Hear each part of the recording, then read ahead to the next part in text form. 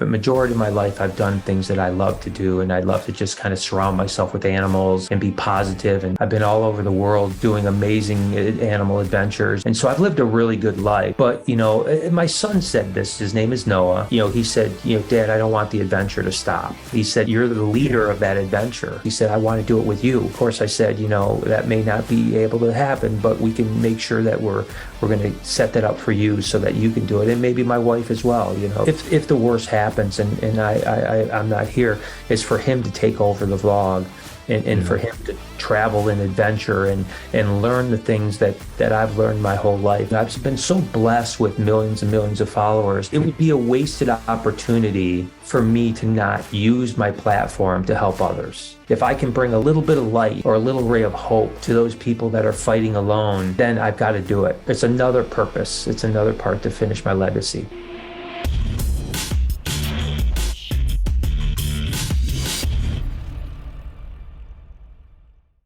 What's going on, everybody? Welcome to the show. Today's guest, Brian Barczyk, is a Gobundance member, a big-time YouTuber, millions and millions of subscribers on YouTube, and even more millions across all of his social media channels. And he is into something I'm not, which is snakes, exotic reptiles, animals, spiders, and everything else. But his channel and his content is wildly entertaining, so you got to check it out. Brian Barczyk is the name of the channel.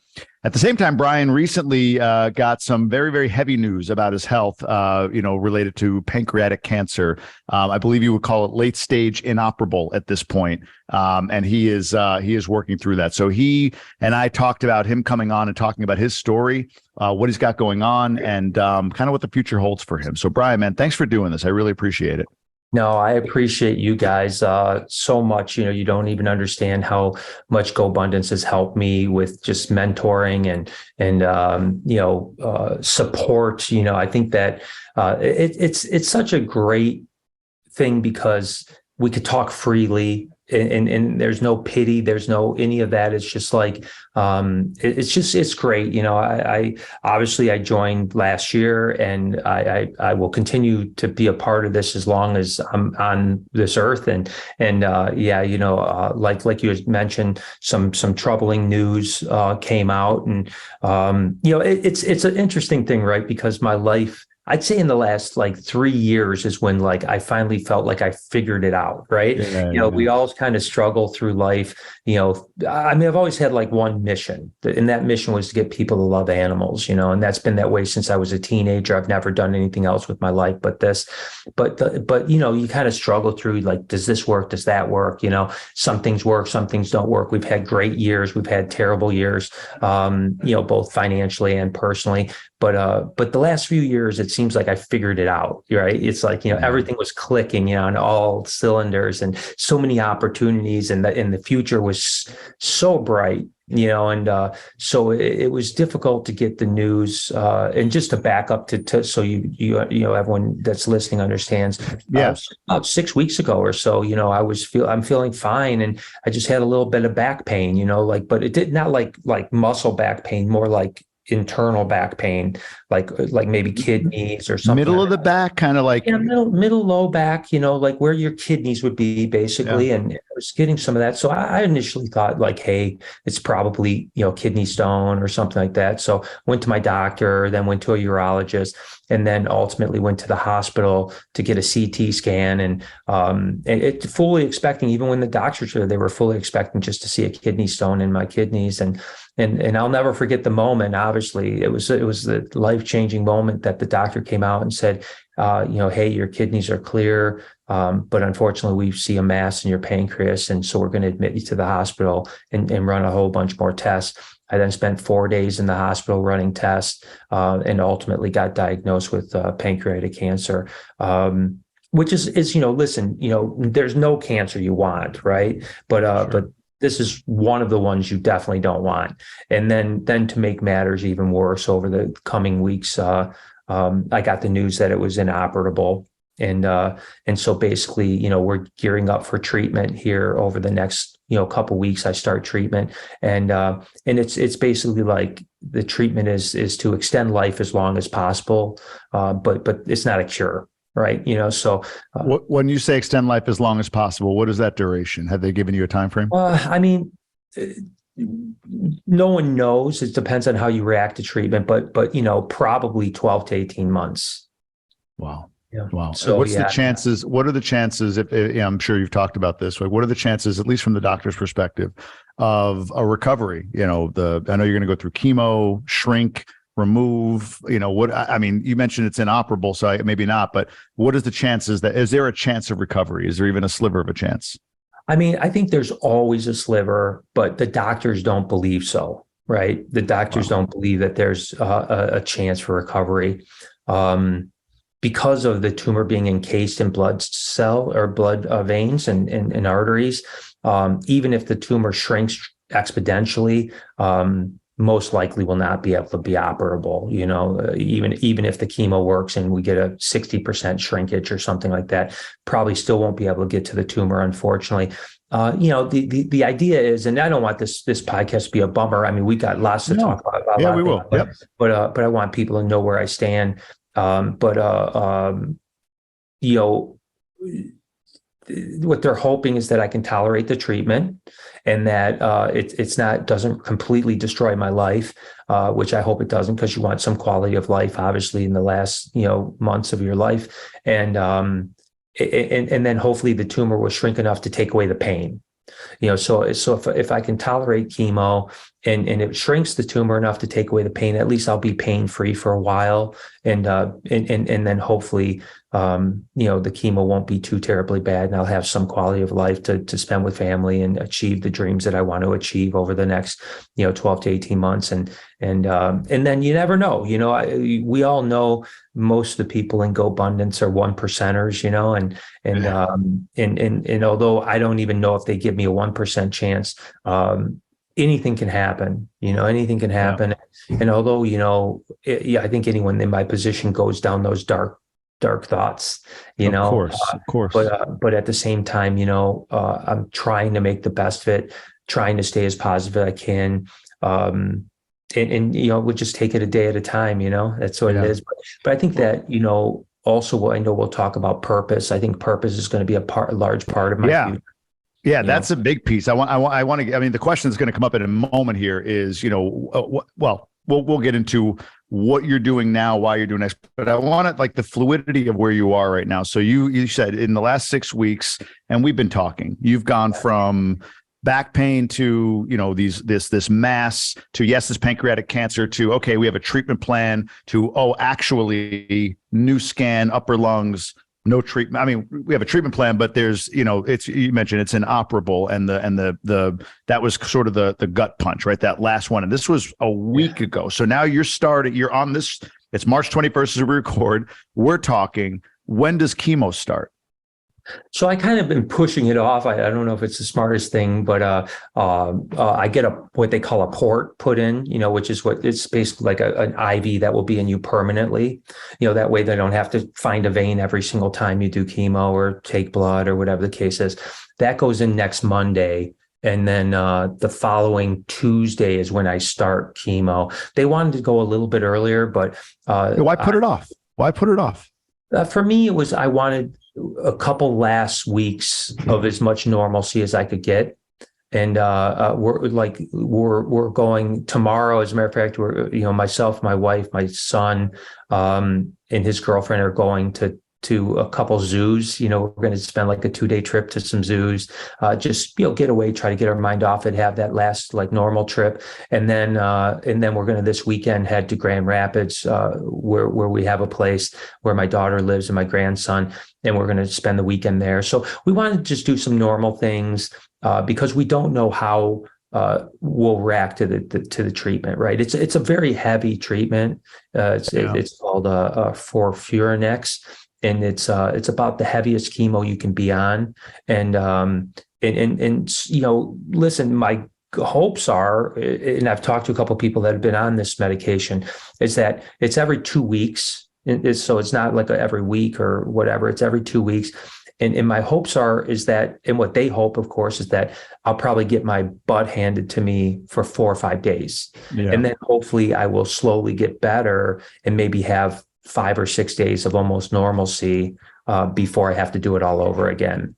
And then so hopefully we'll have some normalcy, but we don't know. Some people are sick the entire 2 weeks and can barely do anything. I'm hoping that I tolerate it well. They say the fact that I'm, young and in good shape, that there's a better chance of me tolerating well. I think he gave me about a 2 out of 3 chance of tolerating it well. So there might be some quality of life still there at times.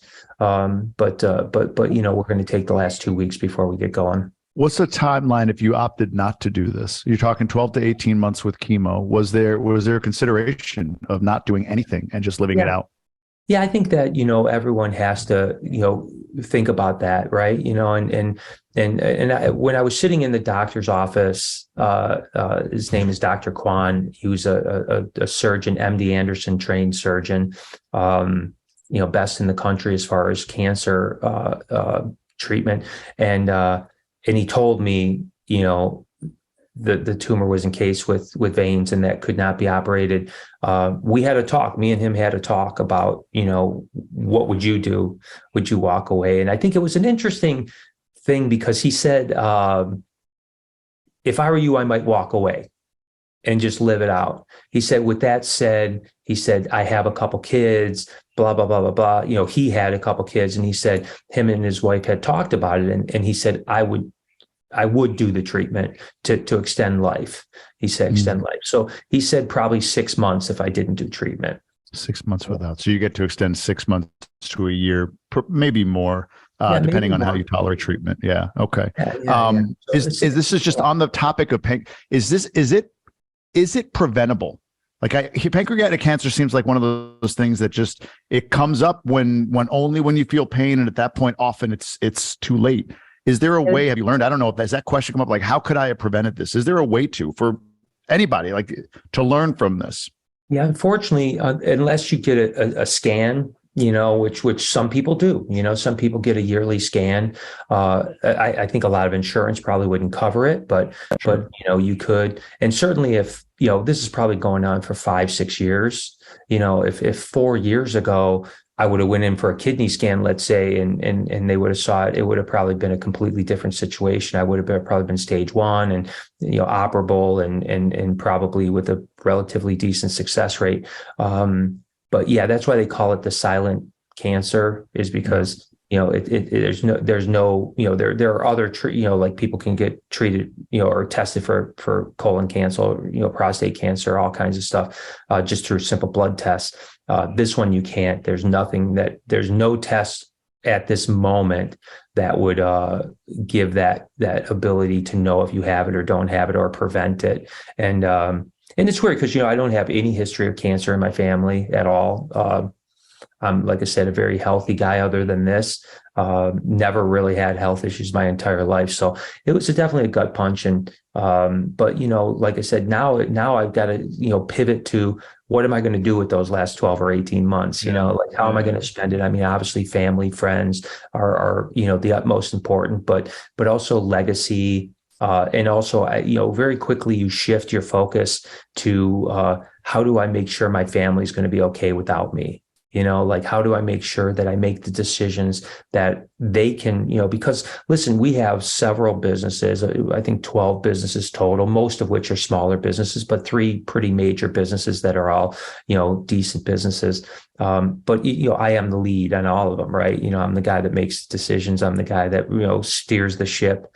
My social helps, that the 15 million followers plus we have helps tremendous amount. So like, how do you shift to somehow make sure that your family is okay without you there? Is that the, I mean, I hate to, I want to move on to legacy and purpose because you've got some incredible things you want to do. But I mean, I'm just curious from a standpoint of the situation that you're in, because you're, I feel like I'm spiking the football on this, but you're living the situation most of all of us fear, right? That something like this is going to come up, and oh my God, right?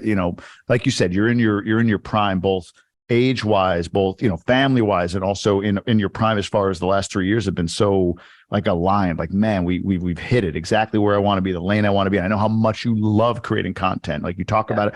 You gave us 3 sessions. In fact, you gave Emerge a session the day you were diagnosed. You still came in and talked to Emerge. Like, that's how passionate you are about what you do. Yeah. But is it fear for the family? Is it the sense of loss of what you have as for you?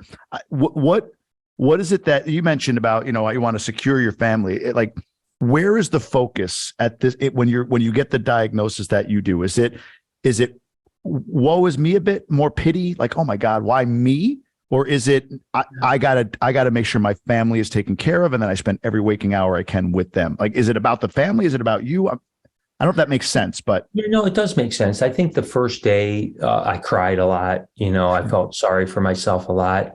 And I'm not going to say that I haven't had that feeling come and go over the last few weeks, but mainly, much like most of the people listening to this, we're entrepreneurial, we're problem solvers, we need to have purpose.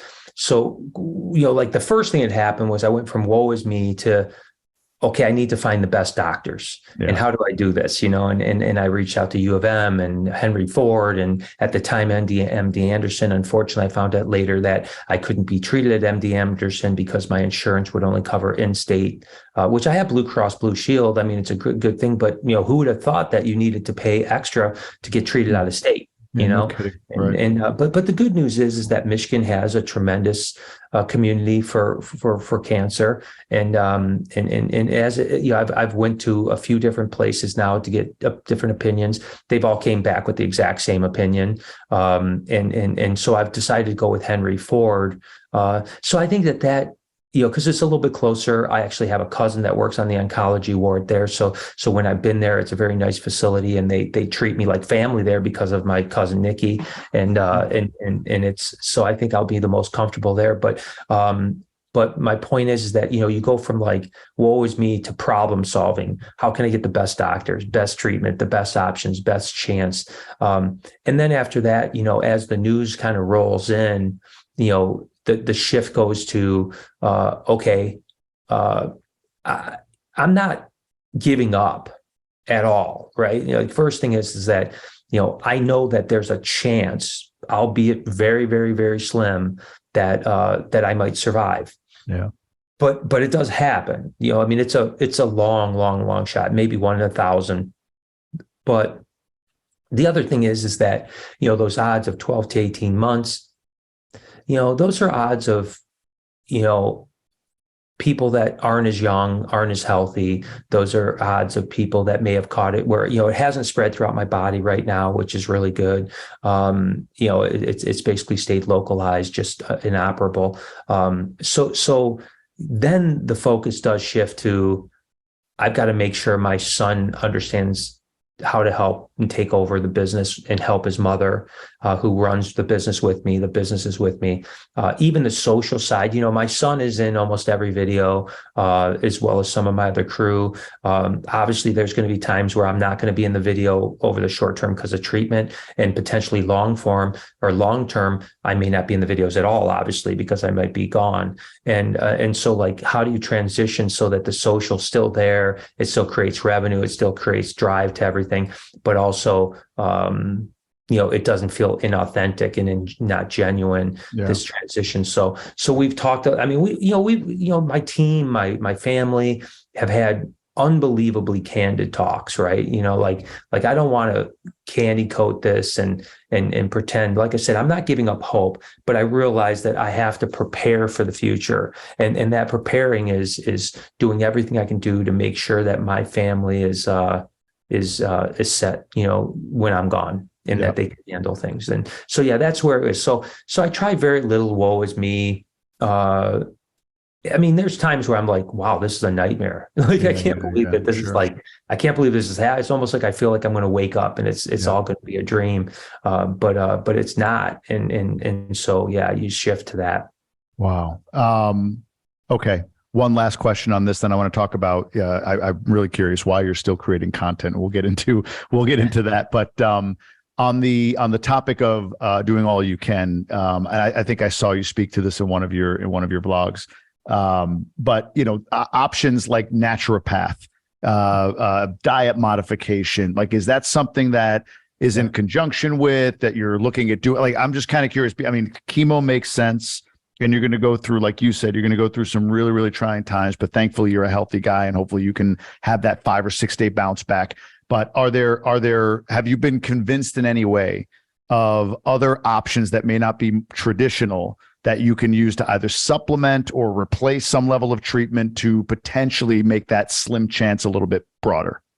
I mean, absolutely. I think I'm doing a lot of different things right now. And again, will that help? I don't know, but it's not going to hurt. Right. So, first thing, like you said, diet is was the immediate thing that I changed tremendously. No sugars, no complex carbs, super clean eating, because we know cancer cells feed on sugar and complex carbs. So we want to take that away as much as we can. You switch to like alkaline water to try to, get your body pH up. I do, turmeric shots every morning. I do pressed juice. I'm just starting, as a matter of fact, this week, some oxygen training. Sure. So like we've got an ozone machine that we bought, and we'll do ozone, things. So we'll not only oxygenate our water, but we'll also do like the personal sauna that you do. And as you sweat, the oxygen, the ozone actually goes into your pores. Because again, another thing that we know is that oxygen doesn't grow in oxygenated environments.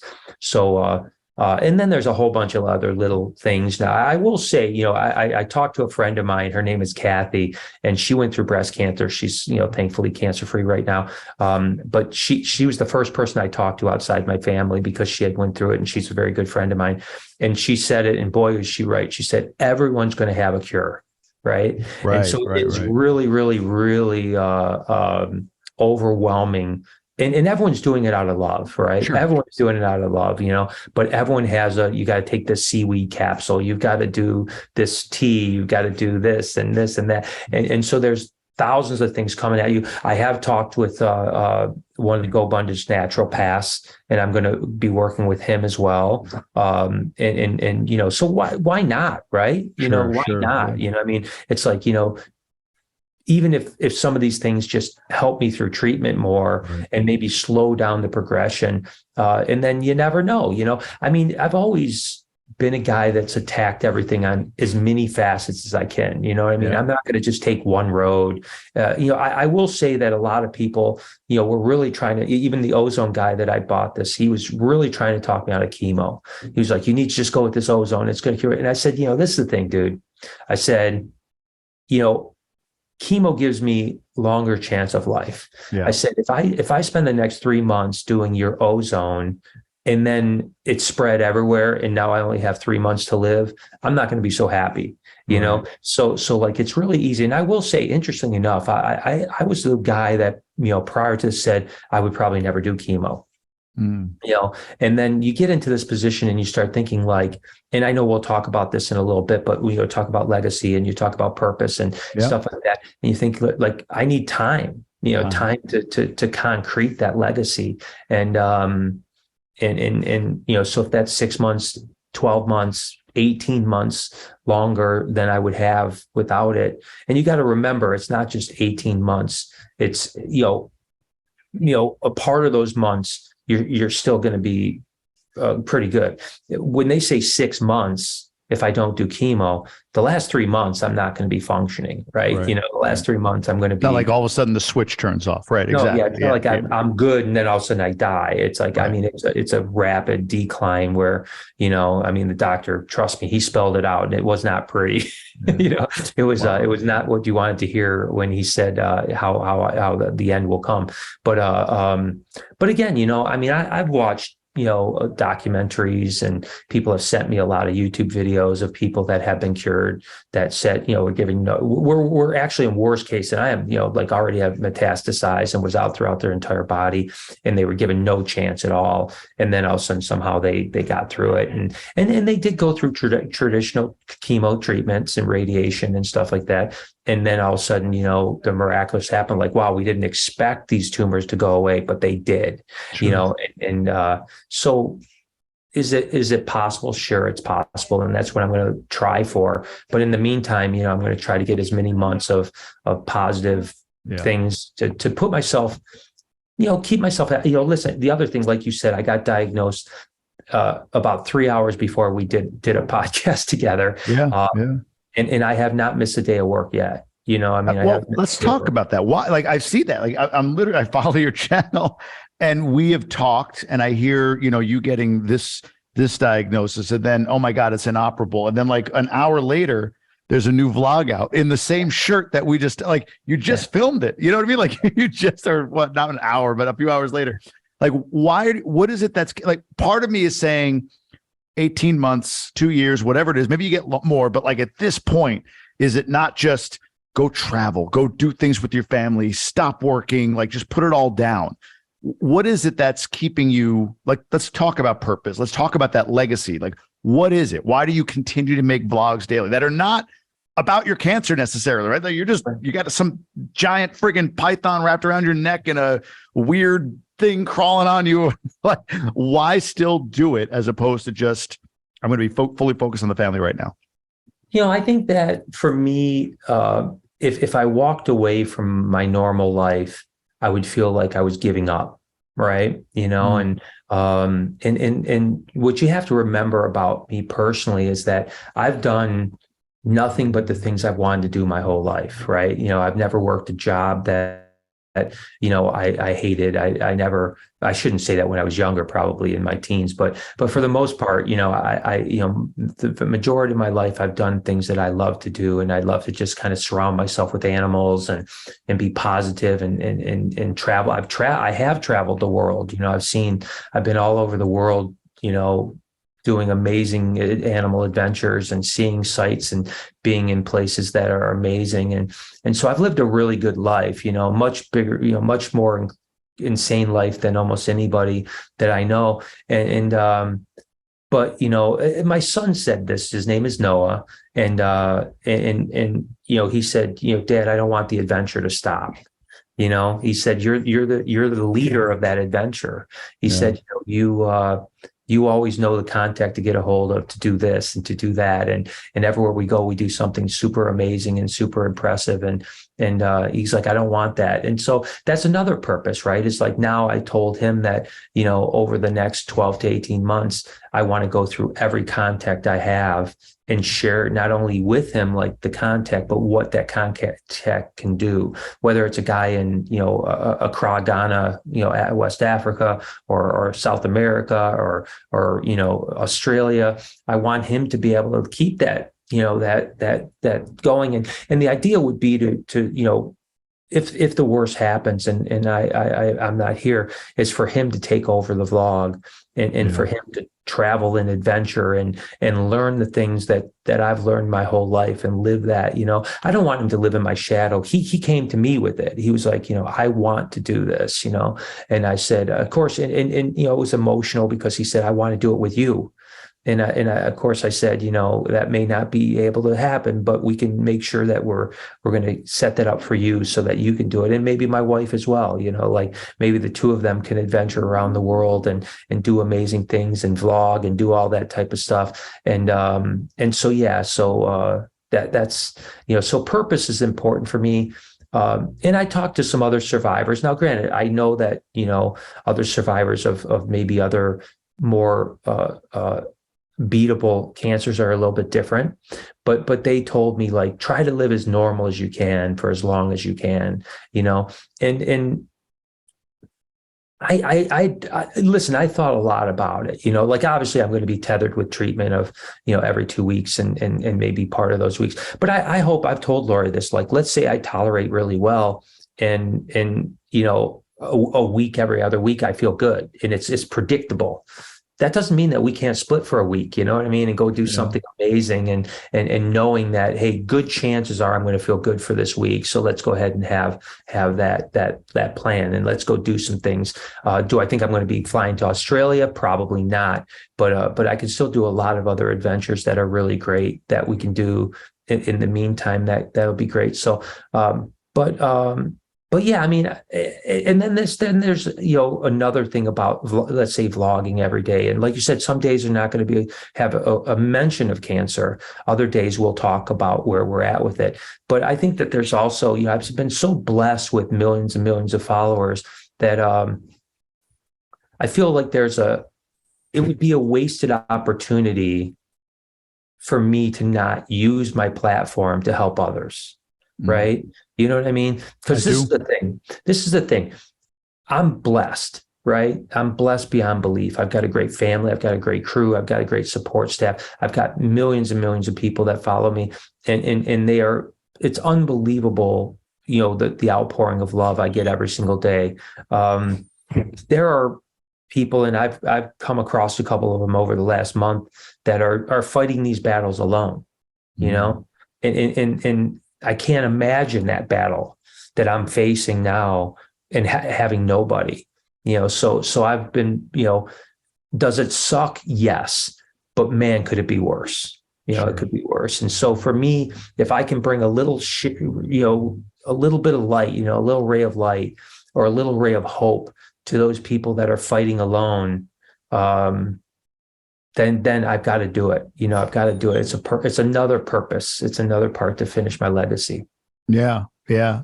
On that point, you've got, you call it a Reptarium that you have currently, right? But you're part of this legacy, and this is the part where it's like, wow, that's such a project, right? But you're committed to this as part of your legacy. Is I guess a larger or a more advanced, a full Reptarium that you're building in Michigan. So yeah, so we have it's called the Reptarium in Utica, Michigan.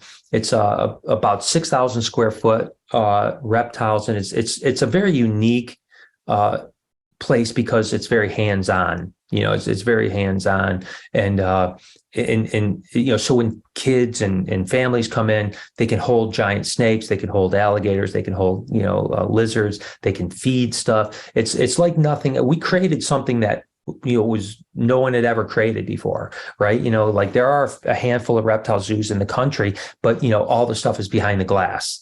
Our stuff, it all comes out, and we've got hundreds and hundreds of animals, and almost all of them can come out. So when a family comes in, and I know you're going, oh, I'm spooked. No, they shouldn't come out. They should be behind many, many layers of glass. Yeah, well, we like it the other way, and but it's and not only do we take stuff out with our animal educators, but even like when a family comes in and they say, hey, can I see that? We pull it out. So it's like per request too. Like, it's not just like, hey, there's an animal out you can play with. It's like, hey, can I check that out? Can I check this out? Sure. Yeah. And so, but the bigger dream was always, once we opened up this place, which was 4.5 years ago, and it's been wildly successful. We sell only so many tickets per week. And we're almost always sold out. I mean, like, wow. 45 of the 52 weeks of the year were sold out. And then the other few weeks were 80 to 90% sold out. So the dream was always to go bigger, right? And what I really want to do, so you got to remember, my mission is to get people like you, Jamie, to love reptiles. That's my mission in life. And that's the only mission I've really ever had, right? In all the things I've done, it's always been the mission is to get people through my passion to love animals. And if people see how passionate I am about it, they may love them as well, and that's what's important to me. But so I've always been a fish guy as well, right? So I love fish. And so the dream was always like, hey, let's open up a public aquarium that has a reptile zoo as well. So we all know that probably there's 10 times the amount of people that will go to a public aquarium than there is a reptile zoo. So just by chance, the building across the street from us, directly across the street from us, used to be a supermarket, and then it went to like a Salvation Army for the last 10 years. I will never forget, this goes back about 6 months from now. I was standing Saturday night, open to the public, standing in my front area, and I saw across the street them put up a sign, "We're moving." And from that moment, I was like, I literally the next morning, I got on the phone call and I started tracking down who owned this building. And ultimately, a few days later, I couldn't find the guy. And I called the mayor of the city up, who is friends of mine. The city is great. The mayor and the council and everybody is so supportive of us because we bring a lot of tourism into their city, and I'll bet. they love us. And So I called him up and he was like, yep, I know the owner. Let me get you his number. I called him. His name is John. The next day he was here. He came to visit me, and literally we made a deal over the next, few weeks. It was a done deal, and I took over. So the entire build for this aquarium is about $5 million, right? Wow. So I've brought on a partner that is going to be 10% owner of the company. That is going to do the filtration that would cost about $1 million, right? So it's about $1 million to do the filtration. Because he owns a company that does it, he's going to do it. He's going to cover the cost of all the materials, and then of course the labor and everything else he's going to absorb as well. And so that saves me $1 million. That brings us down to $4 million right there. We already have spent about a little over $500,000 on renovations, like demolition and different things like that. And then of course this came up, and right now we're halted. We're on a pause because we're like, oh, wait a second here. But the idea, if we didn't pause, which has been the last 3 weeks, we've paused, and hopefully we can, get going again shortly, is the idea was we were going to put one total of 1.5 million of our own money in, right? That's the cash that I had set aside for it. That left my wife and me at the time, it was going to be both of us. It left us with a little bit of cash, but not a lot of cash, right? It was kind of like, hey, this will get us through if something happens, but we're going to spend the majority of our life savings on this. And then we had a deal with the bank that was $2.5 million that they were going to loan us on the rest of the note. So just to be clear, so 500 is in already. You have $1 million more to go of your own money, and then $2 million from the bank. 2.5 million from the bank. 2.5 million from the bank, right? Well, that was so the downside is, this is where the trouble comes in, is that and I know we'll get into this as we get going. And by the way, I hope that during this podcast we can talk about some other things too, just some fun stuff about travel. Oh, we will. We'll get into it. We got time. Who I am and all that other stuff. But yeah, the problem is that, of course, so we had a letter of intent from the bank for the loan, and then the actual execution of the loan was going to happen when we got the final blueprints, which are now about 2 weeks away. But as you can imagine, the bank isn't very, banks are very enthusiastic to loaning to a terminal cancer patient. So how do they know though? Why do they know? Because I went public. Wow. It was a tough decision to go public with it or to keep it private. I knew going public, it would jeopardize potentially that loan. Is it legal for them not to, though? Is that? I mean, I guess if you are public with it, they could say, "Ooh, well, if you're terminally ill, then no, we're not." Is that legal for them to do? I don't know. I don't really know. I don't know, but there's probably another wrinkle to it that goes one step further that doesn't bother me that much, and that the loan was going to be recourse debt, right? And I, in good faith, not knowing how long I'm going to be around, didn't want to put my wife into a situation where, something went wrong. Let's say, they got 80% done with the aquarium build and reptile zoo build, and the wheels fell off because I wasn't around. Now I built a great team. I've said, like, my chief operating officer, literally ran 13 public aquariums for 6 years. He oversaw building 6 of them. So he was so we have that team. We have Aquarius. We have the filtration guys. We have, so we have a great team that can definitely achieve this without me. But my point is that, going back to what we said earlier, is that my focus is my family and my family's future. Could I rest easy in my end days, knowing that my wife has a $2.5 million recourse debt, saying that if something goes wrong, she loses the houses, she loses everything that we have. And I just can't do that, right? I can't do that. I can't put her in that position. So as a problem solver, what's the next step, right? It's like, all right, well, how do I raise $2.5 million? And that's one of the reasons why we're on this podcast. There's fundraising. Obviously part of the fundraising, might go to my audience.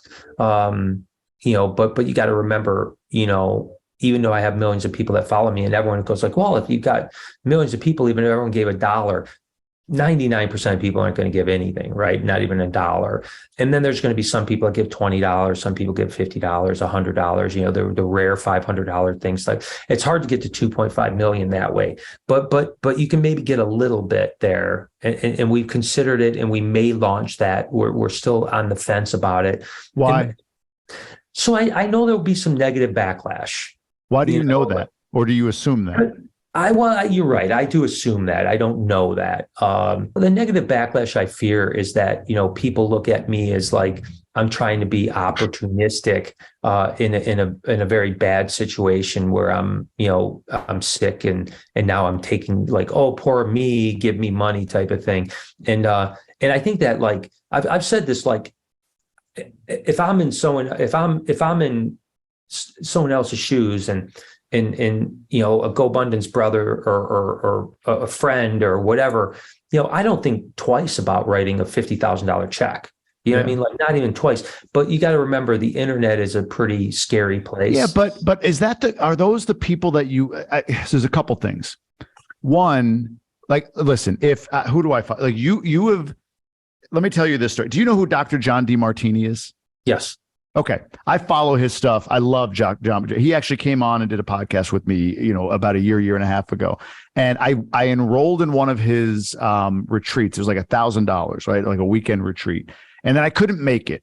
And they allowed me to forward it to another date. And then I couldn't make that. Right. And they were like, hey, sorry, our policy. I'm like, listen, this is my perspective. I'm like, listen, I've gotten way more than $1,000 worth of value from the stuff that I just get to consume for free. So consider it my donation to all that Dr. John DeMartini does. They were blown away by that. Nobody's ever going to say that. But my point is, like that's the fans that he has, that Fanny has in me, because I see the value he provides. Like, dude, you put out really cool content, especially for those that are into all the creepy crawlies that you're into on a daily basis. So, like, do you really care to have somebody who follows you on a daily basis, who for years and years has watched you put out this amazing content and share your passion and pour your heart out?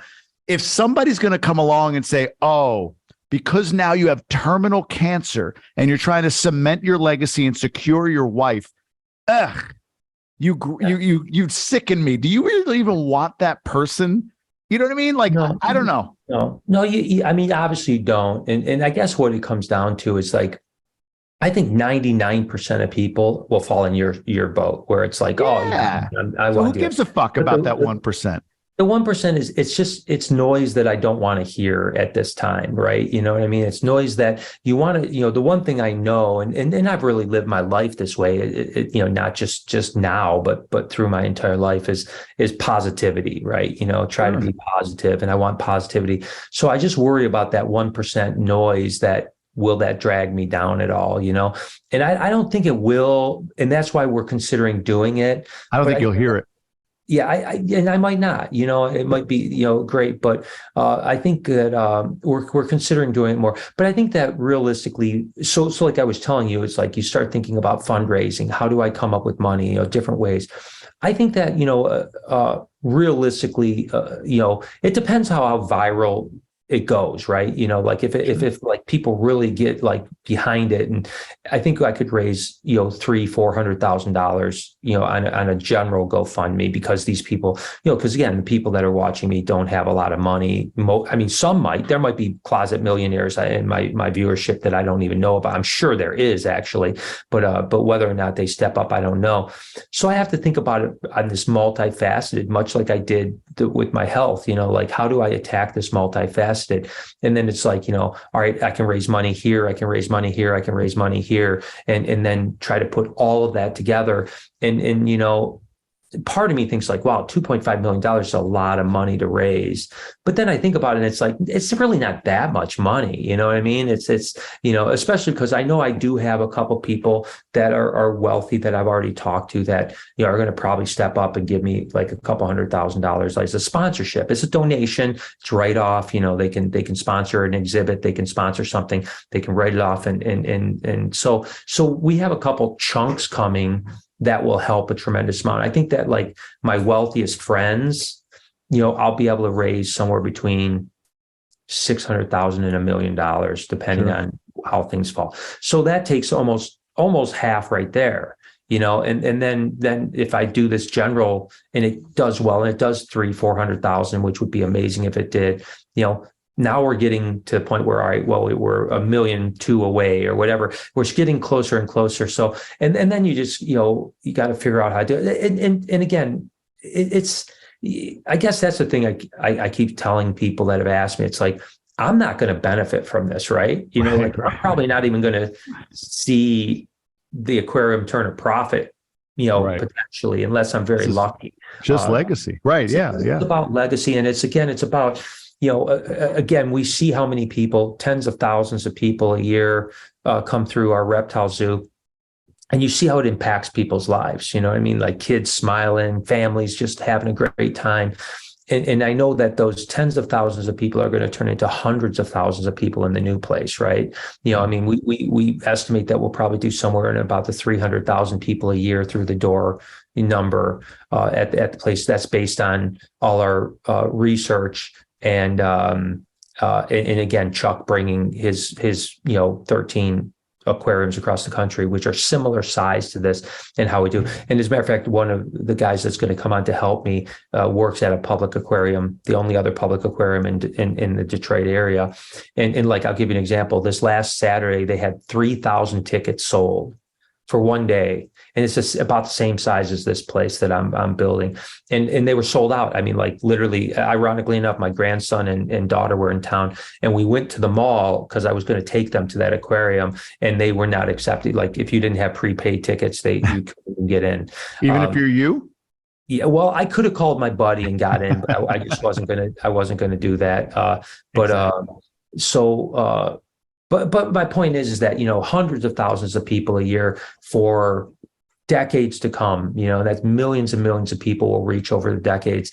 And that's the legacy that matters to me, right? That's the legacy that, and I liken it to like Steve Irwin. And I'm not saying I'm Steve Irwin by any stretch. What I'm saying is that Steve's been gone for 13 years, 14 years, something like that. Yet his legacy still lives on. People still fight for conservation because of him. And that's the idea. As a matter of fact, I don't know if I told you this, but we were struggling with a name, right? So our reptile zoo is the Reptarium. Makes sense. Okay.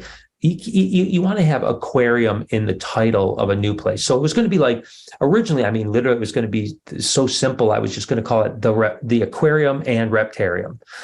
That doesn't have like a great, branding. It's like, but people would definitely know if it was like, hey, let's go with the aquarium. It's pretty self-explanatory. And by the way, to back up a second, like if you look at like the most Googled things to do when you are in a city, going to an aquarium is usually in the top 5. Like when I you shit. I didn't know that. Yeah, like they search for zoos and aquariums at the top 5. That makes sense. Yeah. So you want aquarium in the title. You don't want Reptarium. Let's say how many people are searching for a reptile zoo when they come into town, right? Even though ours is very popular and does really well, it's still not like a highly searched thing. So we're an aquarium. So anyways, we've decided to call it the Legacy Aquarium. So that's we all were in agreement on it. Thankfully the URL was available. I got legacyaquarium.com and the legacyaquarium.com.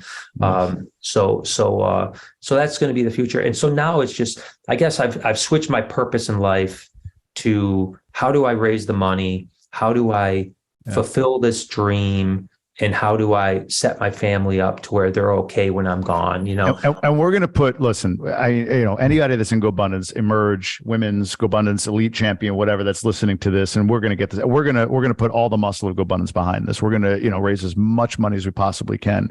If you don't want to do it on behalf of your audience, I'll do it. You just tell me where to do. Like if you need somebody to look like a schmuck, if that's your fear of like, oh, he's being opportunistic, I'll be the guy if it means all the money goes to you and you're able to fund it.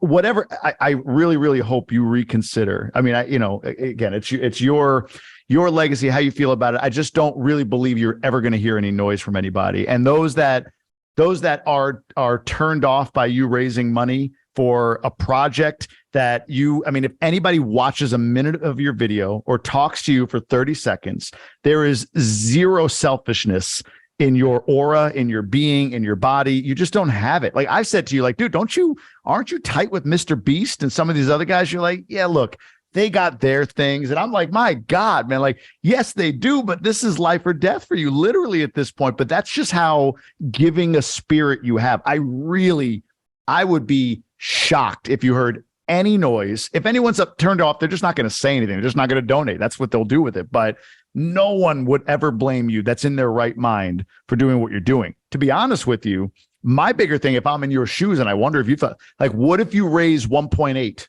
of the 2.5?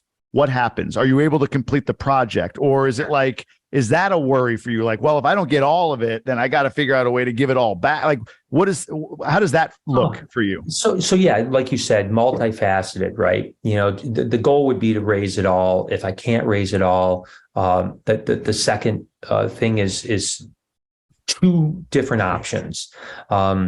Again, I talked to Matt King about this and a couple of my Go Bros from local chapter, which I know you're a part of, but you're another group of guys who swear up and down, like, this guy is legit, man. Before your cancer diagnosis, like, what a giving guy. You brought everybody to your Reptarium. You showed them all. I mean, you just, like I said, man, your soul emanates this like give and give. If there's ever a time for you to one time make an ask of anyone, like, no one would ever blame you. And you put so much good into the world, I don't know. I'm sorry. I'll stop challenging you on it, but this as a friend, my heart hurts that you don't want to do this. Go ahead. No, I know. And it is hard. You know, it does. It goes against like everything I've always done, which is give everything I have for people and very rarely take, you know, and like you said, but this is probably a little bit of time. Well, you know, I'll never be selfish. I have always been selfless.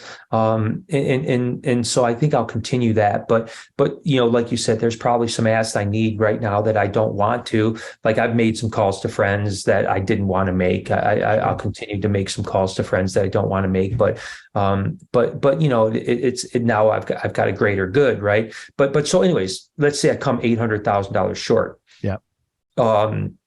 There's two options. One option is to do some kind of equity fund with maybe Gobundance members where they put up, you know, hey, I'll give you $100,000, you get 9% per year, and after 5 years you get your $100,000 back. You know, so you know we're you know guaranteeing that money. That could be one way to raise the additional funds if I need to. The other thing would be to actually, and I already have. Not only do I have a few Gobundance brothers that were interested, but I also have another guy that's an aquarium guy that owns a couple public aquariums that has already said, hey, if you need, you know, whatever you need at the end, I'll buy into and give actual equity away from the company.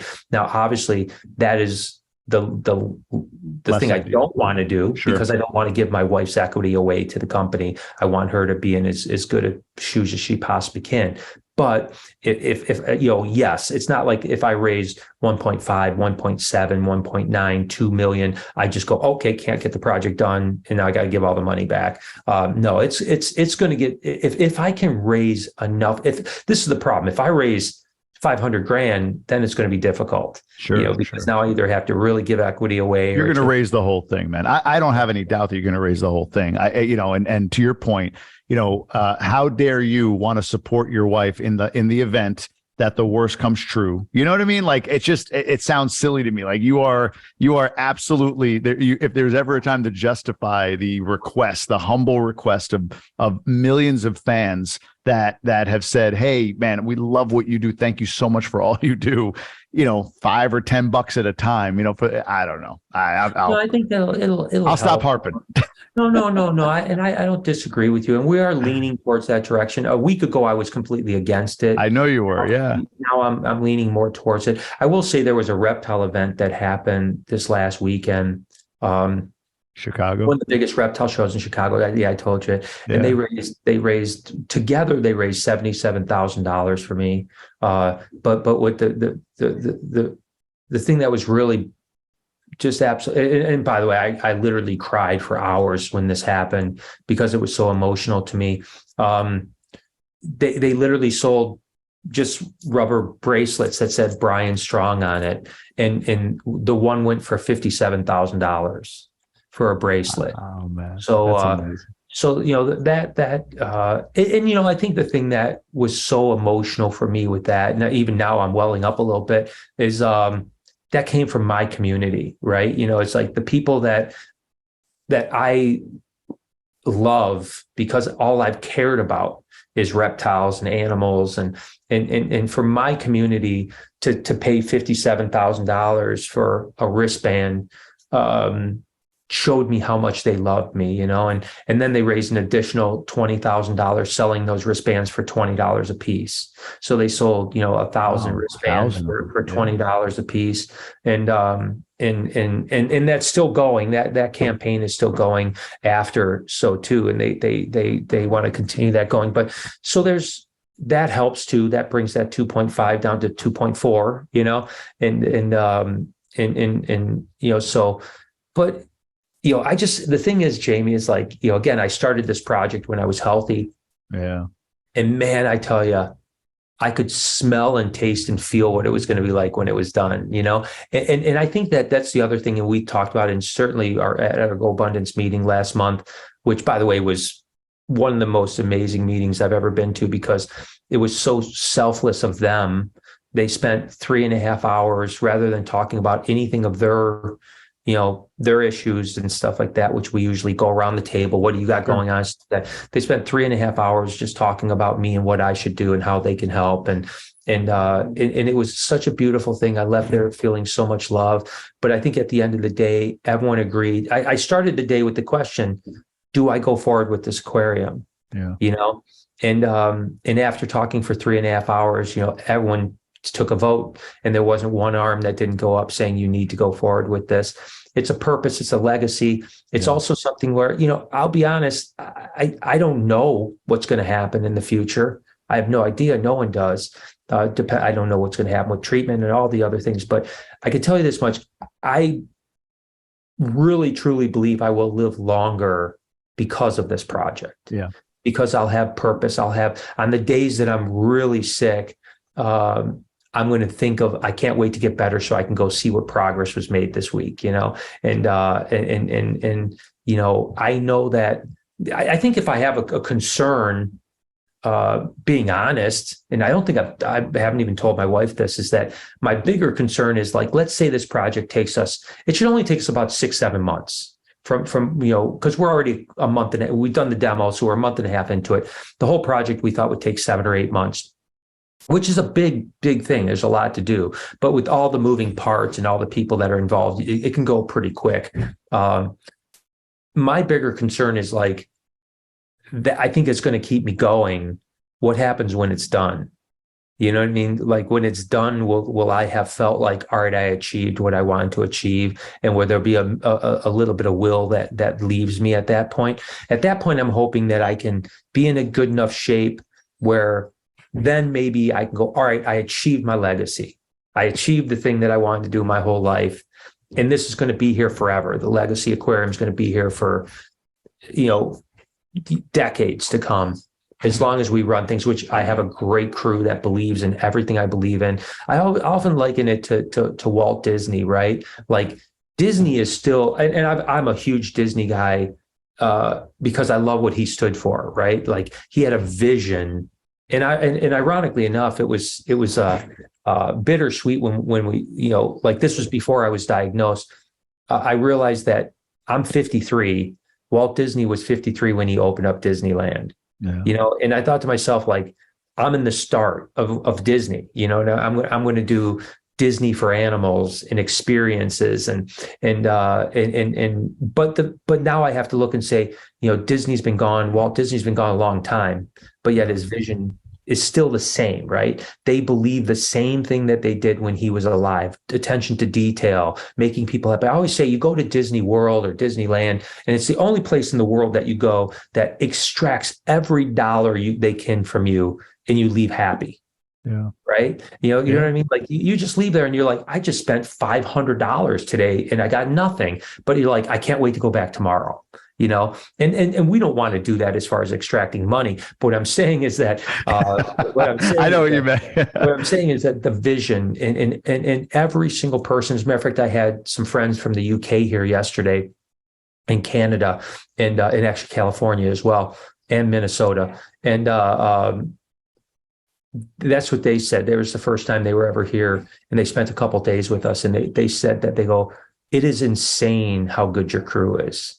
They're like, it's crazy how like every single person in your crew like exudes the things you love. Like and that's the thing I do is I only hire people that believe in me and believe in my vision, period. Like you could be the smartest animal guy on the planet. If you don't believe my vision, and my vision is simple, create an experience that you can get nowhere else.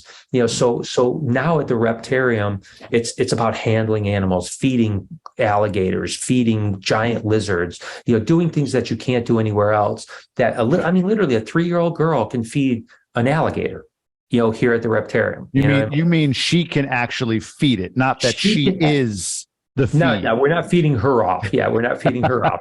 Yes, she can actually feed it. And now the new slogan that I've coined, and I'll continue to have this in the Legacy Aquarium, is that we want your hands to be wet from the time you walk through the door till the time you leave. So it's not about looking at tanks. It's about touch tanks. It's about feeding fish. It's about literally, we're going to have a swimming with stingray place, where you'll be able to actually snorkel with stingrays in the aquarium. And again, you can do that in Florida. You could probably do it down where you're at. But you can't do that in the Midwest, in Michigan. Do you get pushback from the PETAs of the world on stuff like that? Because talk about dissenting voices. Like, are there people out there like, this is terrible what you're doing? These animals don't deserve to be in captivity. Now they're, being fondled by all these people. Yeah, thankfully we have not. You're always going to get like Steve Irwin, going back to him, PETA was against him, but it had no value. If you show so much love to your animals that there's no way that people could go like that. Those people love their animals. Even the people that are like, oh, this is wrong, this is wrong, this is wrong. It's hard. When PETA really gets a hold of something, or the animal advocacy groups get a hold of something, it's because you're neglecting your animals, right? Yeah. You're doing something wrong. When they expose a company like mine and go like, oh, look at how bad he is, people will then look into me and go like, this dude will die for his animals. What I mean? Like he'll do any, like he'll go without food on his plate at home to make sure his animals are being fed, and so that's why I think it's hard to, and that was just, like I said, going back to Steve Irwin, I think it was the same thing, right? Is that Steve, was so passionate that even though PETA thought what he was doing was terrible and they were very against him, no one really could fight that fight, because they're like, dude, the bro is like, loves animals, he you could see everything in his being is about animals. And so, as a matter of fact, that to digress a second, I got a beautiful phone call a couple nights ago from Steve's dad, Bob. I was going to say, did you know him? Did you know Steve? I unfortunately never met Steve. I know almost all the other animal guys, from Mark O'Shea to just name all the other animal guys. I'm friends with all of them, but I kind of came up at a time when I was doing animals before Steve became popular, but when it came to the media side, I was just coming up on the media side when he passed away. So like we missed each other. I guarantee you our paths would have crossed within a year. Within a year, our paths would have crossed. And but I did meet his dad and his family about a year after he died. I was in Australia. And his dad came up to me and he was aware of what I was doing. And he just said, hey, I just want to, let you know that I love what you're doing. And as a matter of fact, he ended up the next day calling me and saying, hey, would you like to come by my camp? It's called Camp Chili. It's 600 acres outside a little bit outside where the zoo is in a place called Barroo, Queensland. And so we went and spent the day with Bob. And since I've now spent, as a matter of fact, when I shot Venom Hunters with Discovery Channel, 4 of the days was on Bob Irwin's property. And it was pretty surreal because I was catching, eastern brown snakes, which is like the 3rd deadliest snake on the planet. I was catching eastern brown snakes on his property when he was watching behind the cameras. And that was so special. I'm thinking like, wow, Steve Irwin's dad's watching me catch snakes just like he watched his son catch snakes behind the camera. Yeah, So it's a really surreal thing. But he called me a couple days ago and just wished me luck and told me to keep fighting. And he's a good dude, man. He's a good dude. I was really pleased by that. Yeah. No, that makes sense. I'm like on the snake stuff real quick. So, and we'll come back and I want to make sure we talk about the Reptarium project and what we're going to do and try to bring this thing to a close. Because I think from a legacy standpoint, I put myself in your shoes as the best I possibly can, which obviously I can't, but the best I possibly can. And yeah, I can't, I wouldn't just be able to like dial everything down. I don't do anything else. I'd still be podcasting. I'd still be wanting to meet really cool people and interview them and everything else. I would still want to do that because I just love this. And without this, like, what's the point, right? I mean, yeah, my family and everything else, but like for me, the thing I like doing other than just hanging out with my family is that. So I have a ton of respect for what you're doing. My heart aches, obviously, but at the same time, I'm doing everything I can to honor your no pity policy. That's been really clear from the beginning. Like, do not. I remember you put it in the WhatsApp group for the Michigan group. Like, guys, I'm coming, but if any of you fuckers pity me, like I don't want to feel it. I don't want to hear it. I'm here to, like you said, I'm. How do I work this? What's the best thing for my legacy? How do I let's ideate, not pity, right? And there's no room for that, man. Ton of respect for you, man. Ton of respect. I will get into your background on snakes real quick. I'm just kind of curious. I remember watching some of these shows on like I forget what channel, but like a guy in Vegas encapsulated himself in a bubble with like 100 of the deadliest snakes in the world and lived in there. That was a buddy of mine, Don Schultz. Yeah. He had a show called Wild Recon on Animal Planet, and then that was called Venom in Vegas. And but he had like a black mamba in there. Have you ever dealt with one of those? Yeah. I've been in South Africa. I've been a lot of places in Africa. That's the deadliest snake, right? Am I wrong? Well, actually, it's interesting. Some would say it's the most dangerous snake, but it's probably about 25th as far as toxicity. The reason that black mambas are so deadly, and as a matter of fact, I was in South Africa just before COVID, and I was on a venom milking farm. So we milked some venom. They do it for anti-venom, sure, and also for some medical research as well. And 2 weeks after I was there, the guy I was with got bit and died, so on the farm, the same farm. By a black mamba or just by some snake? By a black mamba. Why are they the most dangerous but not the most venomous? I don't understand that. So they're the fastest snake on the planet. They can go up to 15 miles an hour. They're very, very defensive. So, like literally, like they will come at you hard. I mean, they like when you try to. What are you like in what in proc? If they. Like, do you need to bother it, or if it's sees you across the way, is it going to come out? You need to bother it, and we actually even did a little experiment where like I would walk towards it and it would come to me. I'd walk away from it. It would back away. So like, as long as it's not thinking that you're trying to do something to it, it's going to leave you alone. But as soon as like a guy like me is going to try to grab it by the tail, it's going to whip back at you. It's going to fly at you. It's so absolute. I've never, there's really only two snakes. Well, there's some other snakes in the world, but there's two snakes that scare, almost every guy. And I remember I was in a place called Ipswich, Queensland, and a guy named Chris Smith was a amazing elapid, which is the very venomous snake. There's really like two types of venomous snakes. There's, vipers and pit vipers, and then elapids, and like cobras, mambas, and stuff like that are elapid snakes. And he was a great elapid handler. And he said that he said, there's only two snakes that'll make even the best elapid handler look like a beginner. And that's a coastal taipan and a black mamba, because no matter how good you are, they are unbelievably, and they're very similar body style, right? They're both about 9 foot. They're slender, fast moving snakes. And both are very willing to bite. I'm going to share this for those on YouTube watching this thing. Yeah, so that's the coastal taipan. Yep, that's the coastal taipan, which is the second most deadly snake. The inland taipan is actually the first most, but the inland taipan is actually not very aggressive. They're very, very docile, and they don't typically want to bite.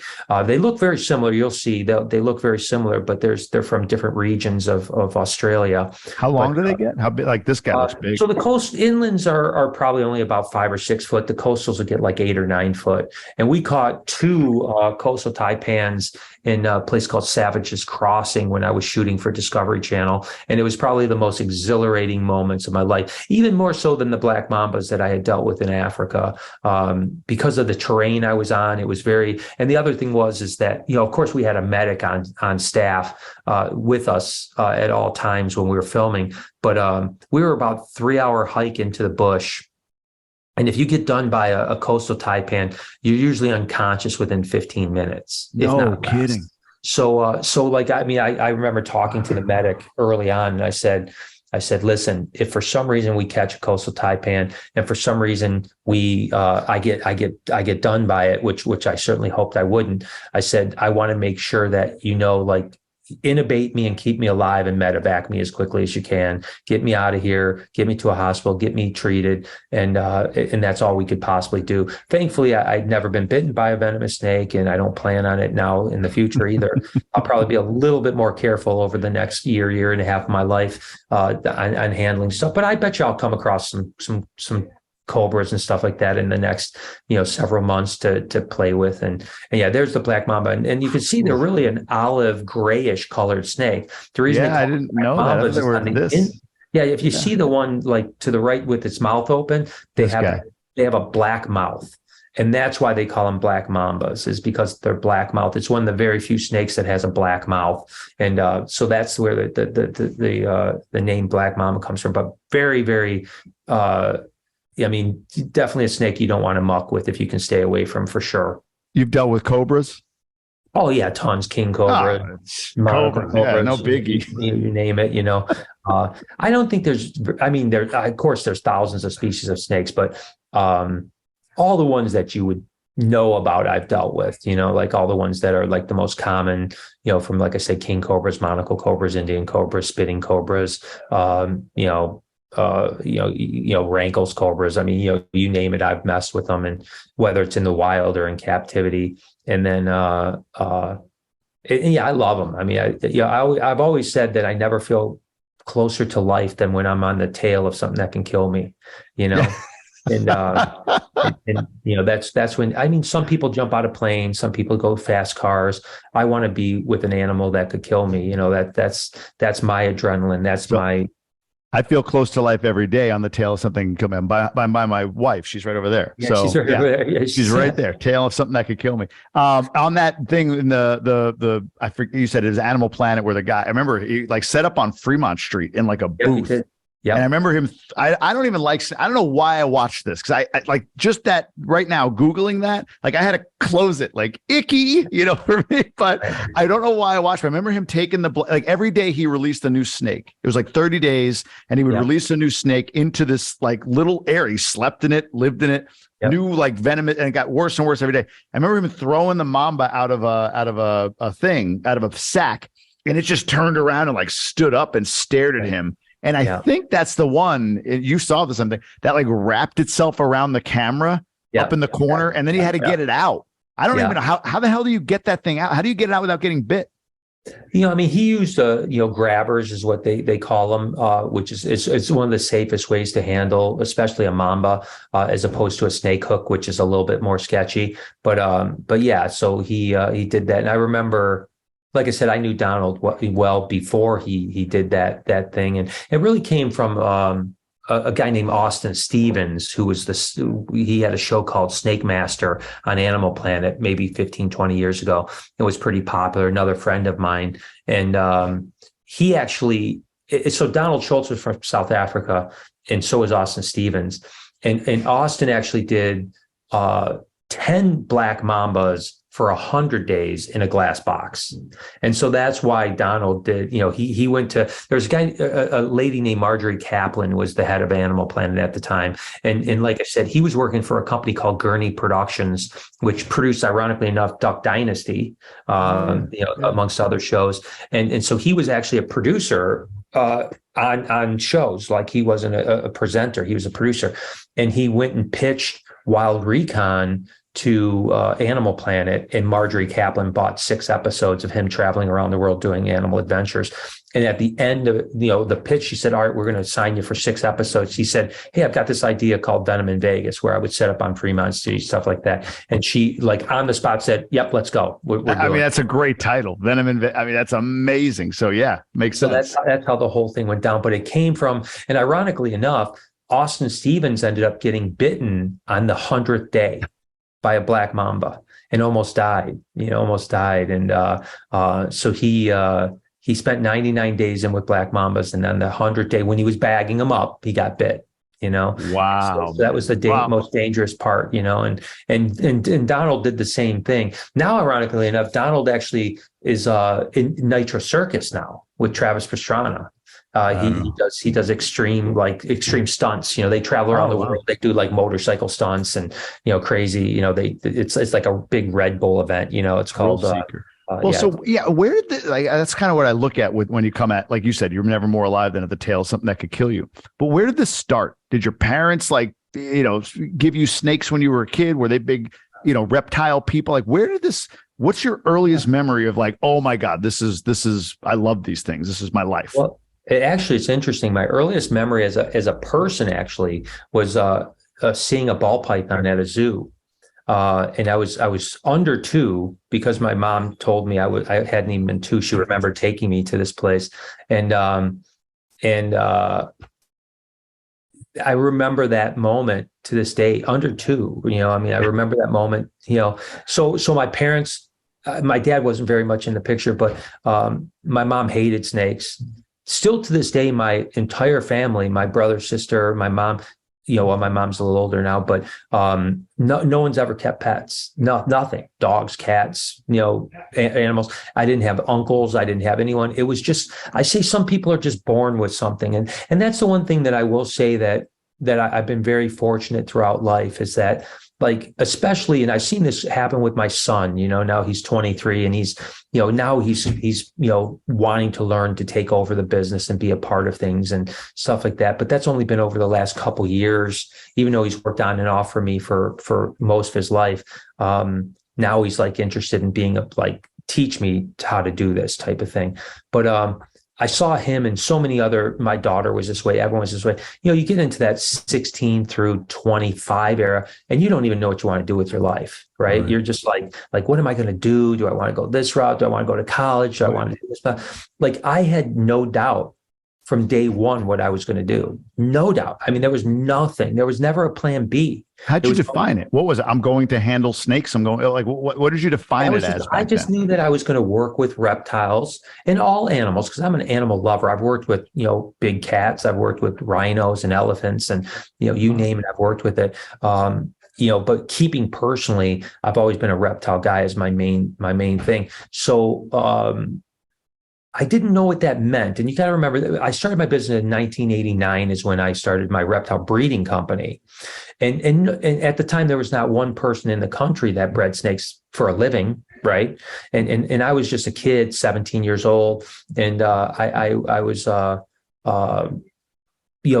thinking like, hey, this might be something I can do a little bit here and there, maybe make enough money to pay myself through college, something on that line. And although my mom hated snakes, she begrudgingly, when I turned 15, let me buy my first snake. So throughout my whole childhood, I would collect garter snakes in Michigan and keep them in my garage. And then in the fall, I would have to let them go before winter so they could go back out in the wild.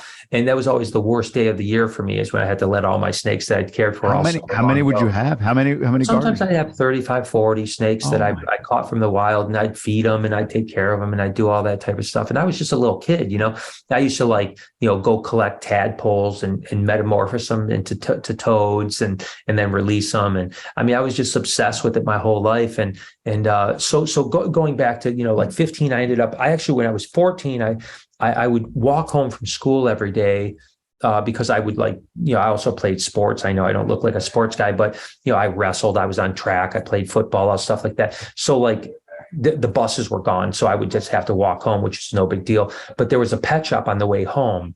And so every day I would stop at that pet shop, and they just got to know me. And finally, when I was like probably 3 months shy of 15, they were looking for someone to help. And there's only 2 pet shops in the state at the time that kept small collections of reptiles. Most pet shops didn't keep reptiles. They kept fish, birds, stuff, hamsters, stuff like that. And they needed someone to care for the reptiles. So the owner, Matt Benson, said, "Hey, would you like a part-time job? When you're out of school, take care." And I was like, yes. So when I turned on my 15th birthday, my mom saw that I was working, and I'd already had like money saved up from, paper routes and, doing all kinds of odds and ends. But now I'm making, whatever, $3 an hour or whatever it was back then, at this pet shop. And so when I turned 15 on my 15th birthday, my mom finally said, "You can get a snake." To keep in the house when I was 15. And then the floodgates kind of opened from there. I stayed in my mom's basement, I had a room down there, and so I built a little reptile room, and I started buying snakes, and she didn't even know, it went from 1 to 4 snakes to 10 snakes to 50 snakes. And she just wouldn't come in the room. And so the thing is, so when I was 16, there was something that's called albino Burmese pythons. The Burmese pythons are the ones that are, in the Florida Everglades now. They're giant snakes and stuff like that. Well, this guy named Bob Clark in Oklahoma produced the first albino Burmese pythons. And up until now, the reptile trade was growing, but it was very closet, and there was no money in it at all. You know what I mean? Like snakes were pretty cheap and all this other stuff. Yeah, here's Burbs here. That's like an albino. Oh, there's you. Yeah, there you go. That's me. You're right in the middle of it. There was actually a place called Snake Discovery Center in Chicago suburbs. Holy yeah, God, I remember that day well. That was a beautiful snake. I have one that's almost the same size here that all the guys got to see when they came to visit. But so anyways, Bob Clark in Oklahoma produced albino Burmese pythons, the ones that you were just looking at. And it was the first investment snake that was ever sold. Up until then, there was no one buying and selling snakes for money. And it was more like horse trading, like, hey, I got this corn snake, I'll trade it for a ball python or whatever the case is. So he put them out for $3,200 a pair. Wow. And lo and behold, people were buying them up. And that was the first, like, wow, you can make money on snakes. So I'm now 16, and all the money I made from the pet shop and all the money I'd made from everything else I'd done in my life was about $3,500. And I had that in the bank, and that was supposed to go to college. Right. And because I came, my mom didn't have it, a single mom, she didn't have any money, and she wasn't going to be able to put me through college or anything like that. So I literally convinced her, how, I don't know how, to spend my entire college fund on a pair of albino Burmese pythons.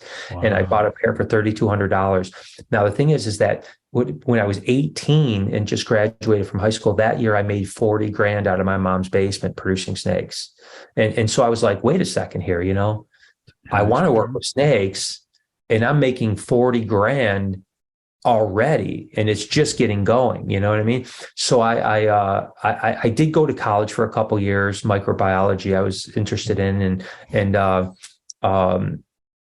But at the end of the day, after 2 years of college, I'm like, I was making enough money where, I met my wife, Lori, when I was 19, she was 18, and she came to help me. She didn't like snakes at all. She just would come and help me with the snakes because that was what we did. And she, as a matter of fact, when she first came, she was terrified of them. She wouldn't even walk into my snake room, and now, 35 years later, she's been, my partner ever since. And did mom ever come around, by the way, just a quick aside, did she ever come around to liking snakes?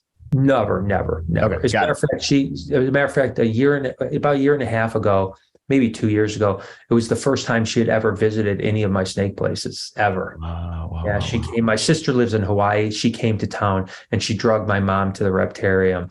And she was obviously very like, oh my God, this is beautiful. And I think she was really proud, but it was like, she had never seen anything I'd ever done before, and I thought that really, even through the years, like as I was, sometimes successful, other times not as successful, I don't know that she ever really believed that I was doing well. like she just thought I'd one day grow out of it. You know what I mean? Like he's going to grow up one day and stop working with snakes. And,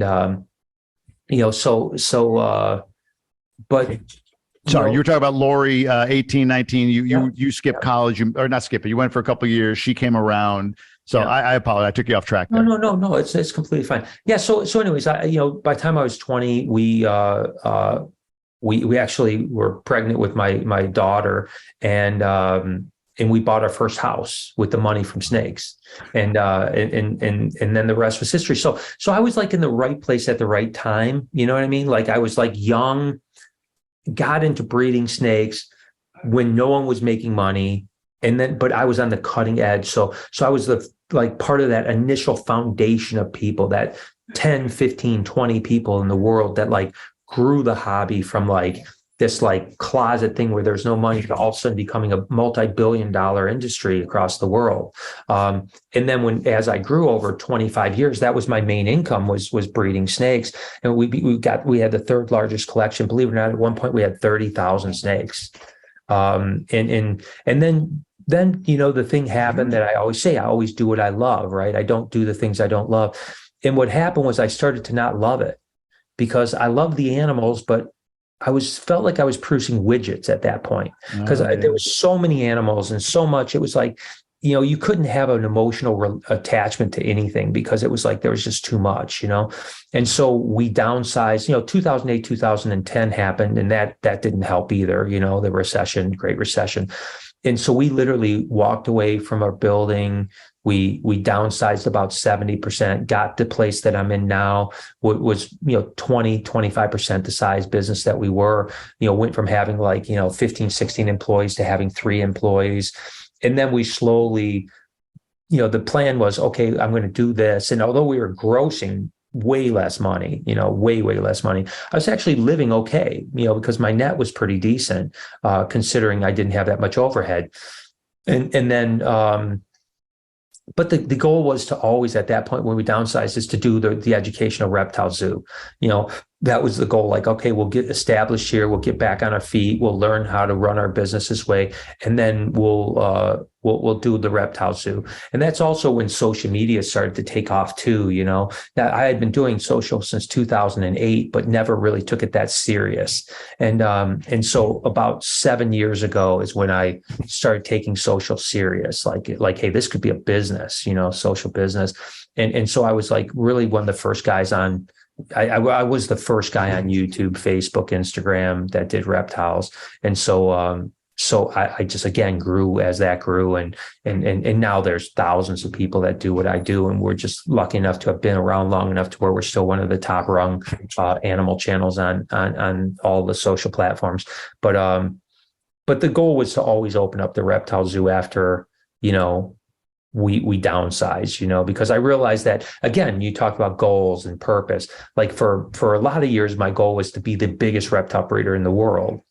And then I realized I don't want to do this. That's not what I want to do. That I want to play with snakes. I want to have animals. And so then I put my money where my mouth was, and instead of having a company that was a 7-digit company, I literally walked away from it. I just was like, hey, we're just selling off 75% of my stuff and going in a different direction. And we did. And it was the best decision I ever made at that point, because I was happier, and I've been happier ever since. And then, like I said, the goal was to open up the reptile zoo, do the educational thing, because that's where my real passion is educating people, getting people over their fears, changing people's perceptions. And the same thing happens on social, right? Like every day I get, tons and tons of comments of people that are saying, like, I used to be terrified of snakes until I started watching your videos, and now I actually own one, or, and so it's the same mission, right? The mission, whether the mission is, on YouTube or Instagram or Snapchat or whatever it is. And the same mission is people walking through the door and physically being able to handle stuff. It's just an extension of that, and it all kind of works symbiotically together, right? Yeah. On the social side, I'm curious about this. I mean, there's there's the obvious benefits to the audience, right? Like, so YouTube, there's monetization through YouTube. There's ads that you can make money on by being on YouTube, right? Reels on Instagram, on Facebook, with the kind of volume you have, that can pay you just on Reels bonuses, or at least they were. I know they suspended it, whatever. But it's so depressing, man. right, yeah. So there's all these ways of making money in that way, and then of course there's the sort of the funnel of it, right? Like, okay, there's awareness of you. So therefore people are going to come, like you said, you have 100% sold out most weeks of the year, 80-90% of the weeks that you're not focusing on selling out. The Reptarium, the new Reptarium, the legacy aquarium that you're building, and what that will be because of the brand that you built. I'm curious about 08-09 versus 23-24, which, we might be in the beginnings of, maybe we're in the middle of it, or maybe it's going to get worse. Who knows, right? Whatever the recession is. And as an aside, I had a guest on who made a really good point that, like, look, there's a lot of room between, like, and you and I have been around long enough, like in the 80s, and there's been recessions that aren't 08, right? 08 was like really bad recession. But does your audience, and this has been my thesis lately, but I don't have the audience you do, does your audience almost recession proof you as you go into 23-24, or might it have in 08-09? Like, how much value is that audience as an asset in and of itself, if at all? Or is it simply, nope, it's ads, it's Reels bonuses, it's all of that? Like, I'm curious how you look at that. It's a great question. And I think it's a little of all the above, right? I think that the way my business was, very single business, not multi businesses like we have now, different streams. When 08-09 happened, if I had the social following I had now, it would have helped me with the AdSense of social for sure. But would it have helped my business? Probably not.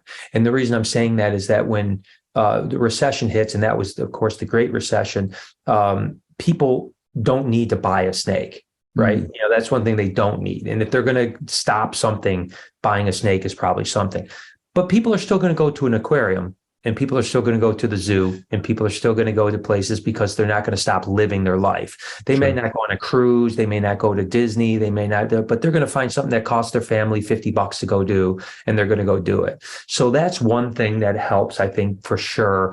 I think that, we will see as a social, like you talked about, Reels bonuses being suspended. I mean, that cost me a fortune. I mean, that was ridiculous how much money I was making on Reels bonuses the last 18 months.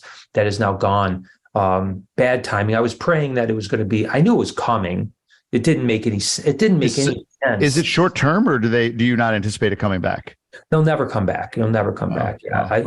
I'm good friends with the head of creators at Meta. So like, I got the inside scoop always with what's going on the inside of Meta.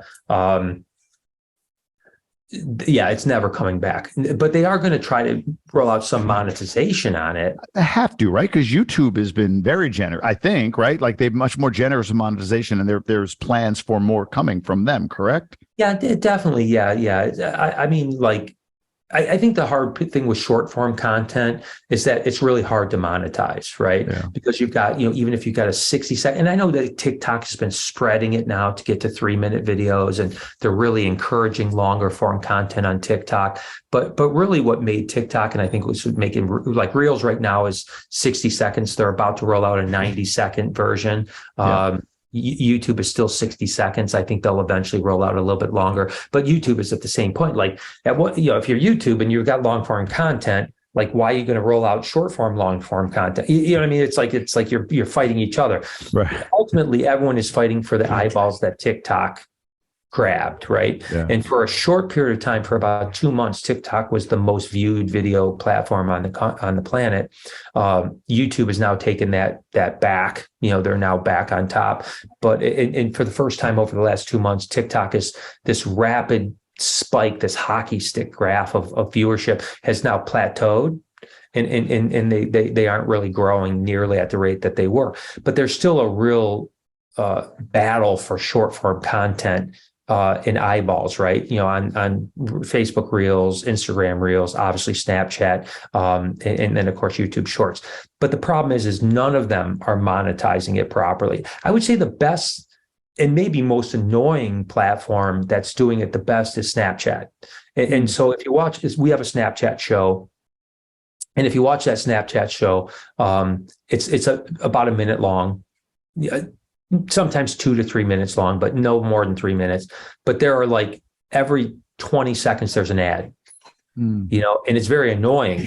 But the monetization is really good on Snapchat compared to TikTok. TikTok pays you hardly nothing.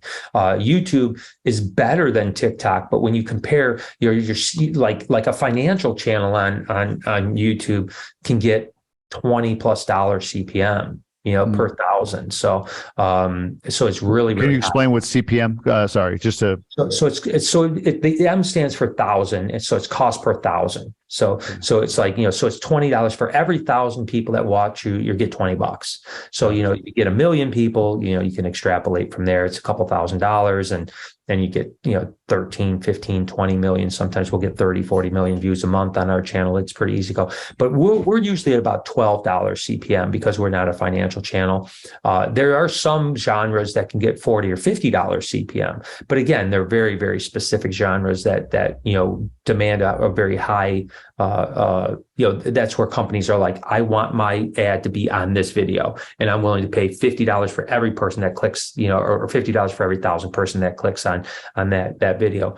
But those are few and far between. So if you're at, let's say, I'd say the average is probably $8 to $10 CPM. Like I said, we're about $10 to $12, so we're a little bit higher. But the CPM on shorts is like 0.02 cents. So that's a big difference. $12 to 0.02, so it's a huge difference. Now you can certainly get way more views on a short than you can long. We had one video get 270 million views in like 3 days. Wow. So it really popped up. That was one of our best videos ever as far as short form. But so you can make some money when you start getting those numbers, but most of the time there's not a lot of money in shorts, and that's been the struggle for these platforms. So Facebook was literally giving people like me $30,000, $35,000 a month in bonuses, for my content, and I had that on a couple channels, right? So there's a couple channels that I could make $35,000 on, and then of course Instagram was about $8,000 bonuses on those channels. And we didn't always max our bonus out. Sometimes we did, sometimes we didn't. Some months were terrible where we might only get 4,000 or 5,000, but it was still 4,000 or 5,000 was still good. Sure. For nothing, for doing what you were going to do anyways. They just suspended it 100% this month. Gone. So they're going to work on monetization down the road, but it will be nothing compared. I mean, if you were making 30, and I had months where I made $35,000 on one channel in a bonus, I'll be lucky to make 3,000 on my best months in the future. So 90% of that money goes away. And like I said, we were preparing for it. We knew it was coming. I was hoping it was going to maybe last throughout this build so that I could have that extra money. Supplement, But it didn't. And thankfully, I have, again, still my biggest platform and best is long form content on YouTube. And so I can survive and I'm doing fine. Whereas I know people that are, a friend of mine, I hate to even say this, is literally just bought a house in Florida, and it was based on his Reels bonuses. Wow. And literally just moved into the house like a week ago. Oh. I don't even know if he knows the bonuses are canceled yet, because I talked to a friend of mine that is friends with him a couple of days ago, and she said, she was like, yeah, we made 10 grand last month on Reels bonus. I was like, yeah, great. But that's gone. Right. And she was like, what do you mean? And I was like, yeah, it's gone. And they discontinued it. And I said, by the way, these other people, I said, do they know? And she's like, no, I just talked to them last night and they're making like 30 grand a month on bonuses. And that was like the 90% of their income was that. So the social world is always changing. And you've got to always adapt. So there's a few different things. This is so. In someday, I know we talked about with Matt King and you that we might do like a masterclass on social. Yeah, I think that's that's something you want to offer up. And again, I think as far as Gobundance putting its muscle behind your raise, I think that's one way to do that. Like, hey, contribution based contribution, and we're going to get a masterclass with this guy with 17 million followers. Because before you get into what you're going to say, let me just ask this question. You can answer it in like one word if you want to, but is there any reason why anyone in any business should not be on social, in your opinion? Unless you're doing something criminal, no. I mean, Okay. if you're doing something criminal, you probably don't want to be on social. If you're doing anything else, if you're a dentist, you should be on social media. If you make socks, you should be on social media. I mean, it's only going to help your business. So, but going back to what I was saying is that when I started YouTube in 2008, there was no partner program, right? So you made no money on YouTube at all. Then the next partner program came up, right? And now you can make CPM. At the time, the CPM was like really low, $3-4, something like that. And you had to be invited into the partner program, much like Facebook. I'm monetized on long form on Facebook, but it's not everybody. It's like you have to be invited into the program to make money on Facebook. And so then that was the next iteration. As time went on, I think that influencers started to do like, okay, I'm making CPM from YouTube, and I'm also like selling T-shirts, and that was their next. The merch was like the next iteration, and then the next iteration was I'm making CPM, I'm selling merch, and now I'm doing brand integrations. Where we're getting HelloFresh are paying us $10,000 to do a brand integration about their product. That was like the next iteration. And some of these guys, like my friend Logan Paul, he was getting $250,000 to do one integration, $250,000, so it got really expensive for the big guys, right? And they were doing really well. Now we're into the next phase of social influencers. And that next phase is to build businesses around whatever you're doing, i.e. Mr. Beast Feastables with his candy, or Mr. Beast Burgers with his burger chain. And you're seeing, like Logan Paul with Prime, that's now the newest thing, is that like in companies, not just individuals like me, but companies are going to these big influencers and saying, hey, we want to build a company around you. We want to, you're going to be the face of the company, and we're going to do that. And unfortunately for me, that kind of just happened over the last few months. I had a company that had been around since the 50s in the pet trade. It's in Walmart, Meijer, Petco, PetSmart. I mean, like 8,000 stores across the country. And they wanted to launch an entire product line with my name on it. And it would have been a great big deal. Obviously now, not so good, right? They're not going to put millions of dollars into developing a product line that I may not be around for. So that was a deal that it looks like it's falling through. Well, I don't even think it's not even a matter of looks like it's falling through. It's going to fall through, because I don't think I would have the energy to do it even if I wanted to, right? So is there not, given the legacy, because I mean your followers don't go away, right? And your son's taking up the content piece. Is there not possibility of like the legacy of you being investable? And I talked to them about that. And they said that the corporate was going to kind of meet and discuss what they thought about the legacy side of it. So we might do it. We still might go through with it, but for my family, and if we can, we'll do whatever. But that was my point, is that was like the next iteration. And of course, this aquarium, reptile zoo, that's another physical thing that you're building around your brand. And that's what, so now social influencing is just becoming more of a business than it is just like, hey, I'm making videos and selling merch. Now it's, like, hey, we're building these industries around us that is helping. And the thing that's interesting, Jamie, is a lot of people have said like, well, what if you're not around? Will that affect the aquarium?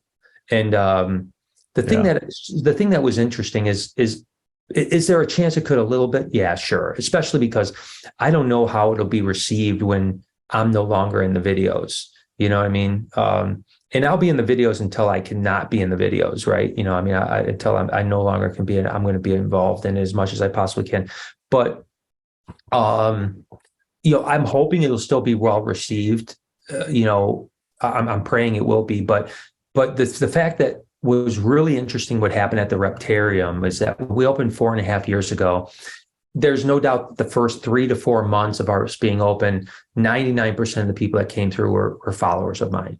They were traveling from all over the country to see the reptile zoo, be a part, meet us, whatever the case may be. And then something really interesting happened at about 3.5, 4 months. And it turned from my followers to like local virility, right? Like just local families. Really? And what happened was this, is that people would come in, they'd take a picture of their kid holding a snake, they'd post it on Facebook or Instagram, and people go like, oh my God, where is that? I've got to go there. Yeah. And now, interestingly enough, when I walk through the Reptarium when we're open and it's sold out, 99% of the people there don't even know who I am. They just think I'm another employee. That's they great. don't know I'm the owner. They don't know anything. So that's why I think that it won't affect the viability. And it's like I said, Sea Life, the aquarium I talked about earlier, that, had 3,000 people come through the door last Saturday alone. They don't have a social media following. They don't have a person in front of them pitching them. And although I like that aquarium a tremendous amount, ours will be so much superior and so much more interaction. As a matter of fact, when I talked to the aquarist there, he had said the biggest complaint you see online about their place is, I paid $27 to get in, which we will be cheaper, by the way, but we paid $27 to get in, and it took me a half hour to walk through the place and I was done. And I've been there probably 15 times over the last few years, and I've never been there more than 30, 35 minutes. And it's $27 to get in. Our place, people are going to stay for hours, because there's going to be so much to do. There's going to be so many activities. What's the signature? Like, you have the 2-headed snake and stuff like that. Like, you say aquarium, I'm thinking like killer whales and stuff. Like, what is the signature attraction at the aquarium? Do you anticipate? Like, what's the thing that, like, who's the Shamu of the aquarium, if you will, the legacy aquarium? I think there's two main exhibits. I mean, and there's going to be a lot of other really great exhibits as well. But the two main exhibits are going to be black tip reef sharks, which is going to be a gigantic, really, it'll be our biggest exhibit there. Black tippery sharks? No, black tip reef sharks. Oh, reef sharks. Sorry. Black tip reef sharks. How big do they get? They get about 5 foot, so they don't get giant, big enough, but they almost look like miniature jaws, right? That looks like a miniature great white shark. Is this it right here? Yep, that's it. It looks like a miniature great white shark. Oh, I see the black tip. Yeah. Black tip, and those are down from like the Bahamas and stuff like that. Wow. That'll be one of the main exhibits for sure. And then the other one will be what they call cow nose stingrays.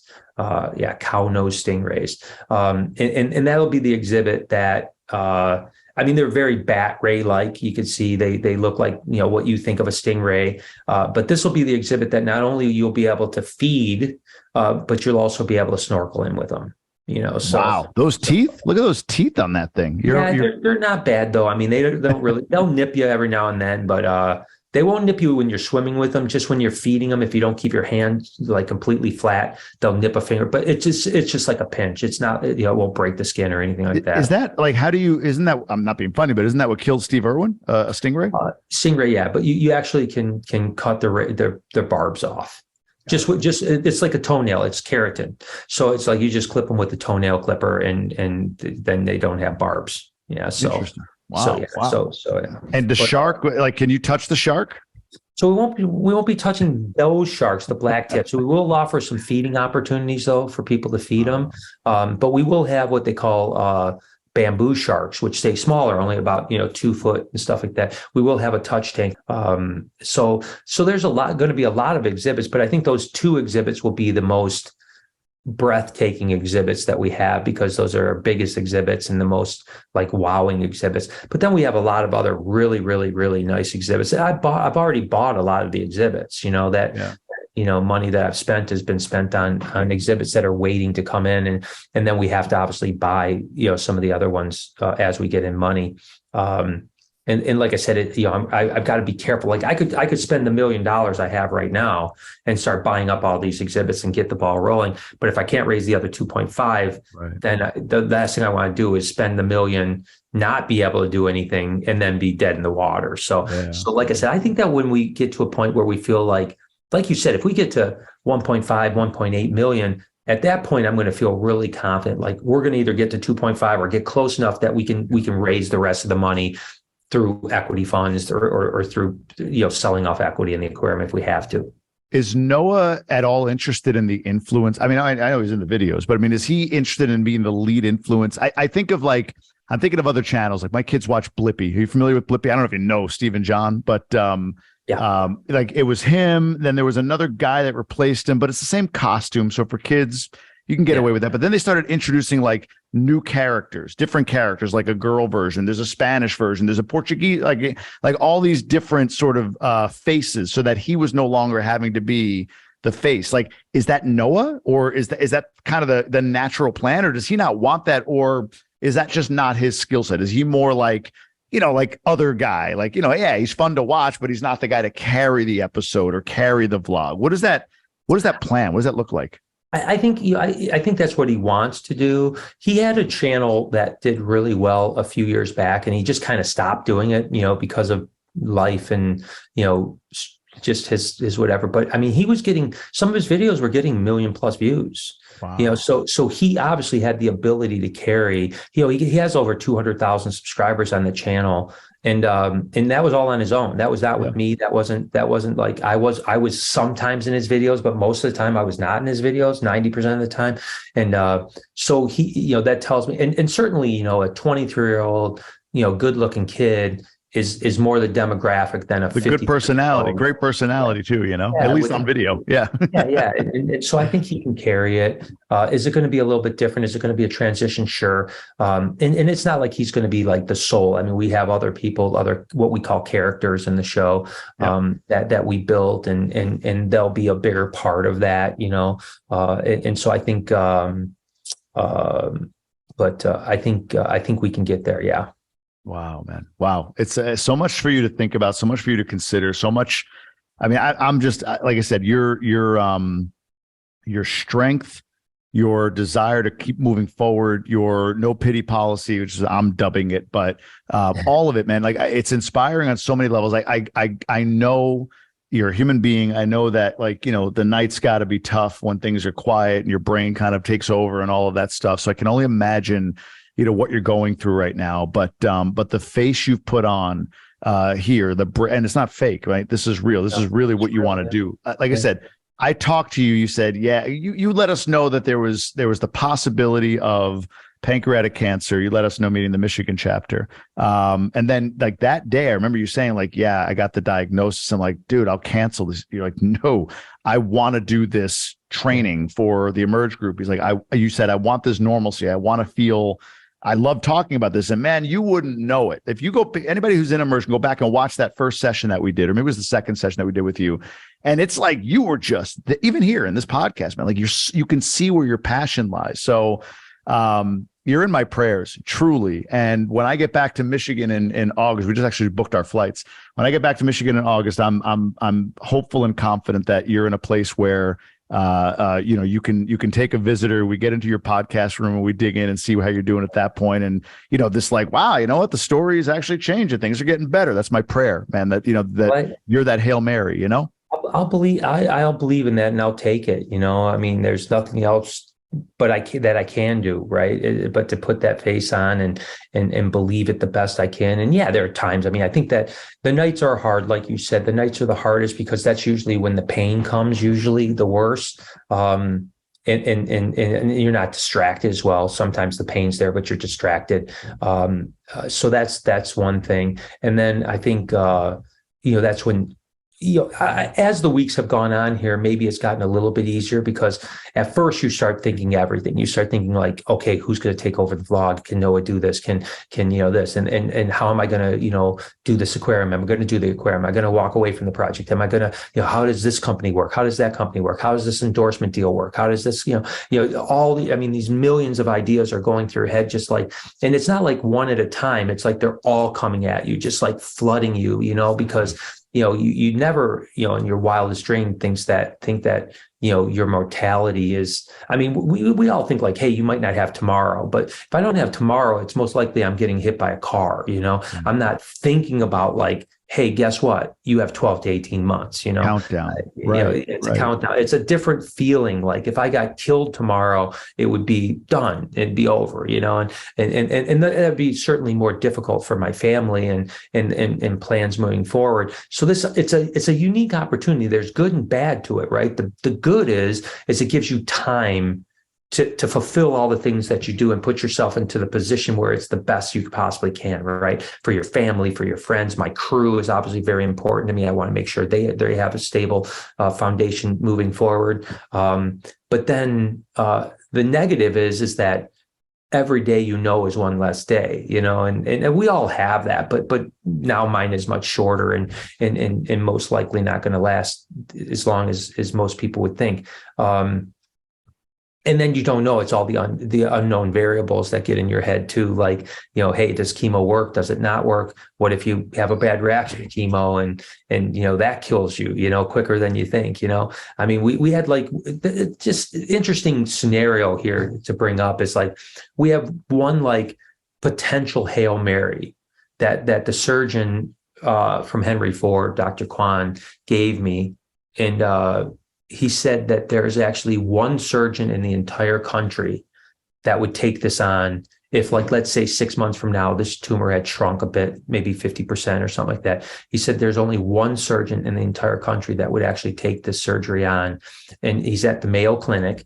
And although I can't get treated out of state, the one thing in your insurance that says, and Dr. Kwan said he would help me through this, he said the one thing in your insurance says is if you can't get the treatment in state, they have to pay out of state. So if there's no surgeons in state that would do the surgery, then they would pay for the Mayo Clinic. And he said he's would be happy to help with that. The downside is, and this is the really tricky thing that has been on my mind, is that that could be like 6 months from now, right? But this is the problem. He said about a 2% chance of survival to surgery. On the table. 2% survival. Yeah. Right. As in surviving the surgery on the table. Waking up, you have a 2% chance of waking up. So do I rob myself of that last 6 or 12 months? On a chance. Take the flyer that maybe I get in that 2% and everything works out perfectly. Wow. And I don't know what to, that's a very, because now I'm making the decision. It could be my last day, or I could still have 6 or 12 months. Or let's face it, this is the other thing, is that what if I'm that miracle? Yeah. What if? And do I want to take the flyer on the 2% chance that it could work? Or do I want to put my faith in the fact that, hey, maybe I'm that miracle, and maybe all the prayers that everyone's saying and the positive belief in the mind. Yeah, have you ever done breath work? Yeah, I have. It's incredible. Yeah, I just did for the first time. I've messed with it a little bit with like Wim Hof stuff like that, but I've never really got into it. So I had a friend yesterday from Miami. His name was Socrates, and he's a breath coach. And he took me on a journey yesterday, and it was crazy how good it made me feel. You know what I mean? It's like, it was hard. I mean, like ridiculously hard, and as a matter of fact, he wants to take me on a journey this weekend via Zoom, because he's obviously not in town, that he said would be twice as hard and would take about an hour and a half. This one was about a half an hour. And he said this journey would take about an hour and a half. And he said, at one point you hold your breath for 3.5 minutes. No shit. And you hyperventilate yourself for 45 minutes straight. 45 minutes straight, you hyperventilate yourself. No kidding. Wow. That wasn't the intensity of the breath work I've done. That's intense. Wow. That's crazy. But he said that's like how you get to another level of like emotional, like whatever. Okay. And I will say that, it was a great experience that I had yesterday. But so like I said, through all these holistic things I'm doing, juicing, turmeric shots, blah, blah, blah. I mean, the list goes on and on, the way I'm eating, the oxygenation with ozone, and traditional treatment. Who's to say that I'm not that miracle? You know what I mean? Like, you know what I'm saying? Like, who's to say it? And I don't know that after 6 months, I want to throw in the towel and say, I'm going to take this flyer on this chance. Now, the good news is if I'm that 2%, I probably beat it. Yeah. I probably win, but it's probably got to be quality of life at that point, I would guess, has to factor in, like, are you in constant pain? Are you there? And it's like, yeah, okay, the tumor's shrunk, but I feel like shit. I can't, like this isn't living. Or if the tumor shrunk, there's a good chance you're actually feeling pretty good. So yeah, do you take that shot?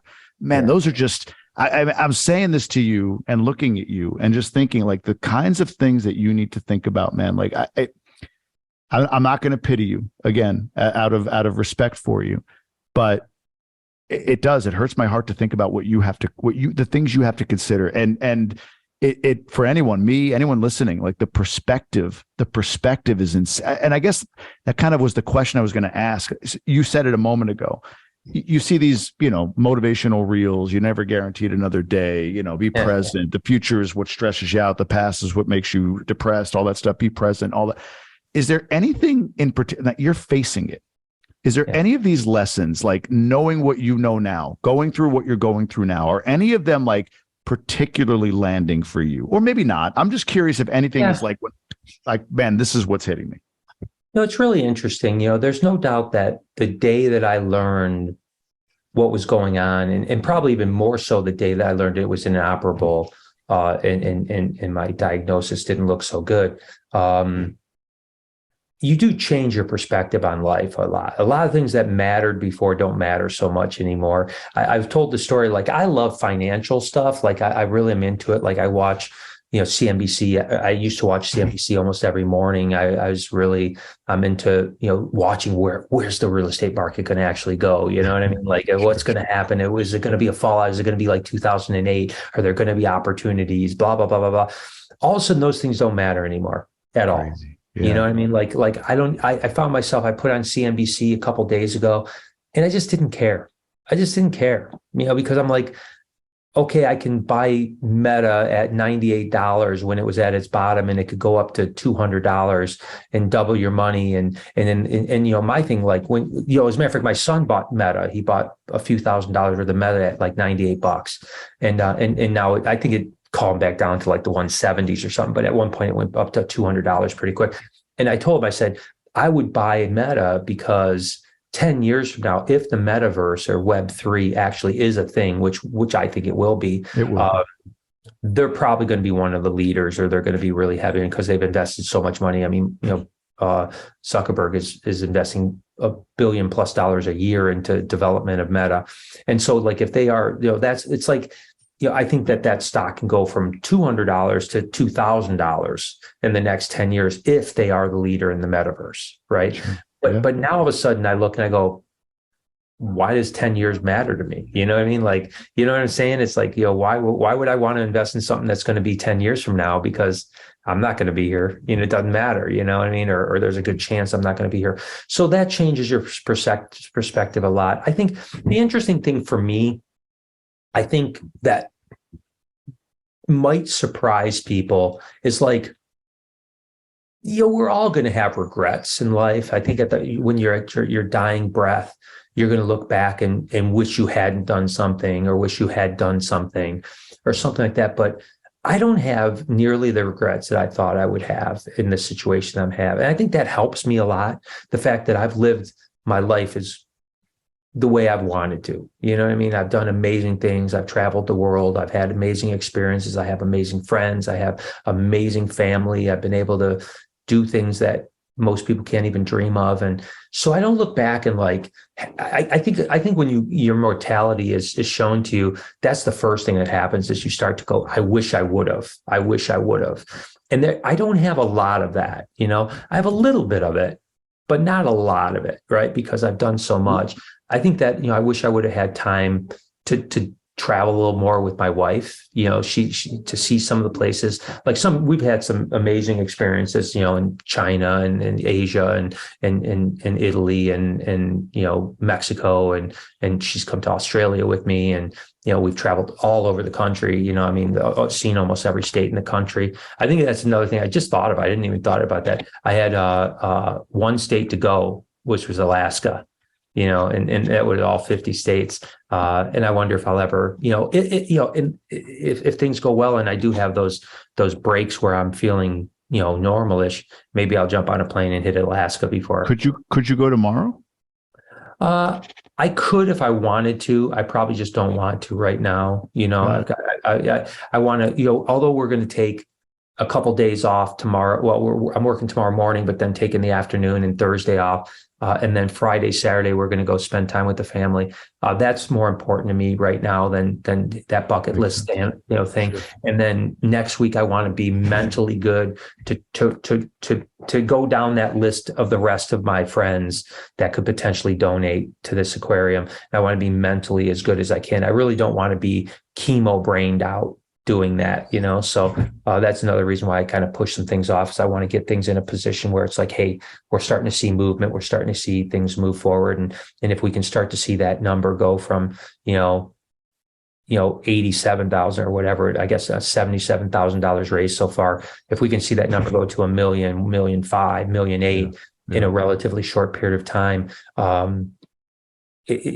that'll take a lot of the pressure off for sure, so what I'm curious, when you think about, you said you would have traveled more if you knew what you knew. I was going to ask you the question, if you could flash back 5 years and be told that this was what was going to be, right? Like if you're 40, you're 53, so 48, and somehow you now went back to 48-year-old you and said, hey man, just so you know, 53 might be the end, we'll see, but 53, 54 might be the end for you. What would you do differently? Is it travel more with the wife, or is there something different that strikes you when I ask that question? I think so. I think that bringing Lori along on every adventure would have been. What prevented you from doing that? She didn't want to come to some stuff, like as a matter of fact, we were supposed to be in Africa in 2 weeks, and I was supposed to just be in Australia. I would have just been getting back from Australia within the last couple of days. I had a speaking engagement in Victoria, Melbourne, and obviously I had to cancel it because of the diagnosis, and then canceled the Africa trip as well. So Lori was coming to me. She had been with me to Australia before, but she'd never come to Africa, and she never really wanted to go to Africa. But then I talked her into it, and she was kind of looking forward to that, and so that's still on the list, a bucket list. If we can pull that off before the end, I'm going to try to pull that off if possible, if I can go to Africa with her. But there's a lot of other places too. Like we always talked about Egypt, obviously Africa, but which Egypt is in Africa, but Northeast. But I've never been to Egypt. She'd never been to Egypt. We loved the Mediterranean, but we hadn't been to Greece. So there's things like that. I wish, if I knew 5 years ago, I would have made all those things happen. We thought we'd have, and again, we're kind of entering into that period of life that is the sweet spot of life, right? You know what I mean? Like finances were going well. We have this great, again, if I had to take a $2.5 million debt, but I was alive and healthy, I knew I was going to repay that debt. I wouldn't have been concerned because I would have figured it out. Again, I don't want to put the burden on my wife now with that, but I think that over the next 5 years, we would have done all the things that we were saying we're going to do. I mean, as a matter of fact, just before the diagnosis, about a week before the diagnosis, I told Lori that after the aquarium was built next year, it should be done by the end of the year. Even now, if we postpone, we still should be able to get done by the end of the year. I told her I wanted to start taking a month off a year and picking one region and spending an entire month in that region. And we're going to do Greece first, was like the first, Greece, Turkey, the whole, that area. That's what was going to be our first place we're going to go. And I wanted to do that, just every year we take 1 month and we just go. And obviously now that's not going to be able to happen, or most likely will not be able to be happening. But I want to, I've told, again, my son came to me and said that his idea for the vlog moving forward is obviously still what's going on here at the Reptarium, hopefully the aquarium, if it gets done, and it will, but also like him traveling and doing the things that I've almost like doing the things that I've done in the past, but like him learning. And I said, take your mom with you. You and your mom go on those trips to Africa and in the Philippines and Indonesia and wherever else you go, and you guys go together and you do you can vlog that and you can do these cool animal adventures as more of a student than an expert, right? Like teach me about black mambas as opposed to me going and catching black mambas. And I think that could be compelling footage that people would really like to watch. And I think it'd be a great thing for them to have that experience and that adventure in their life. And so yeah, Other than that, I hope that I will never look back and really regret much. You know what I mean? Well, I was going to ask you, if in 6 months or 9 months, treatment has gone well and you've got some time and everything like that, is there anything that person 6, 9 months from now comes back and tells you? Like if you were to flash forward and look at 6 month version of you having gone through treatment, but you're having good weeks, some bad times for treatment, but good weeks overall, you've got stamina, you can do. Is there anything that you anticipate if you were to meet 6 months from you now, what that person would tell you? I think at that point, it's going to just be about like moment collecting, right? Yeah. Like collecting moments. And I think that's what that person would have told me 6 months from now. And I'm trying to tell myself that now is right. Collect moments as much as you can, not just for me, because I don't know what happens next exactly, but more so for the people around me, like be a part of moments and be a part of everything we could possibly do to try to make these memories last forever, and it's the interesting thing is that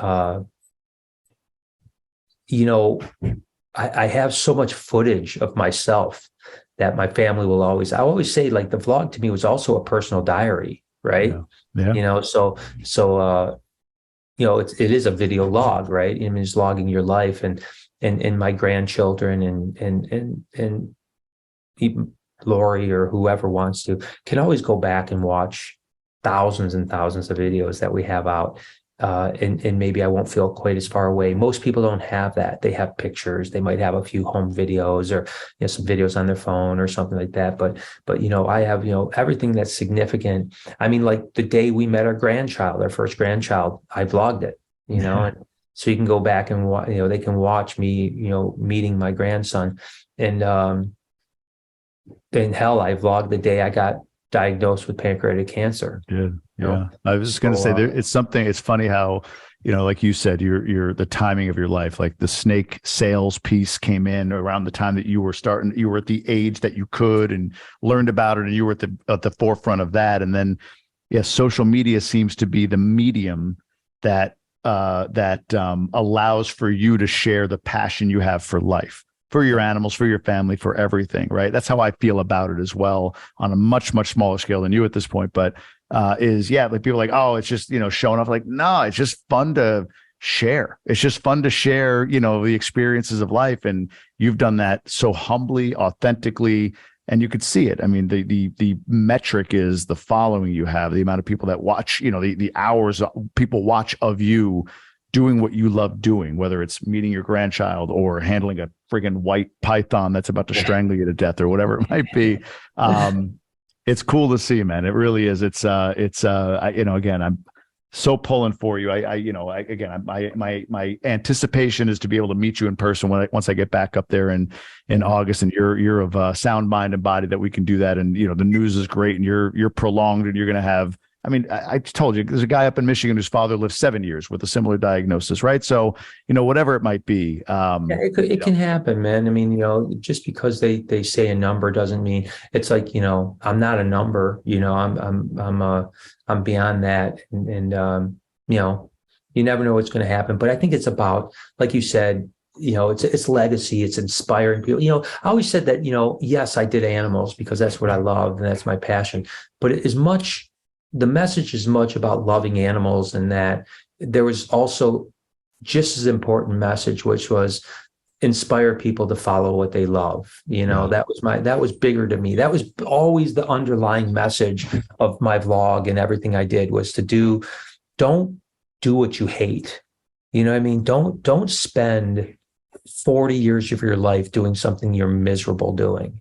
Or even I say that like isn't enough. Like, you love, and you can see the results of it, right? You love what you do. You don't just like what you do, you love what you do. And that's inspiring to me. So go ahead. I'm sorry. And that's that if you do that, when you are faced with your mortality, you won't have the regrets that most people have, right? Most people, gosh, I wish I wouldn't have worked at, the big three for 40 years because I wasted my life, and now I haven't achieved much, or something like that. It's like, I didn't do that. I didn't. I lived strong. I lived hard. I did the things I wanted to do. Even stepped out of. One of my friends once told me. He said, when people say step out of your comfort zone, he said, I think that Brian lives 99% of his life out of his comfort zone.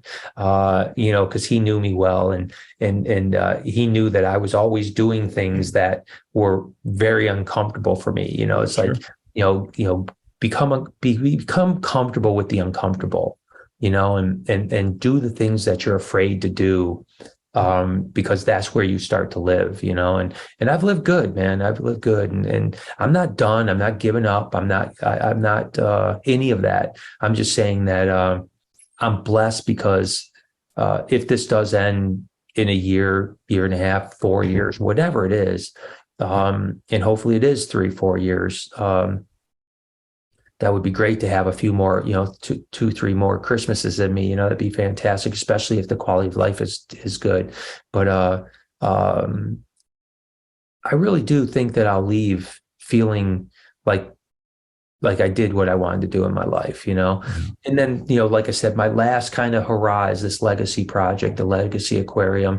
And after that, then it'll just be, then we'll see what happens. Maybe if I'm in good sound mind and healthy enough, maybe there will be another project. Maybe there'll be the next thing, that we want to do but I don't know. I'm not 100% sure yet. I mean, I can only focus on, putting all of my affairs in order and Yeah. doing everything I can do to get my family in a position where they won't have to worry.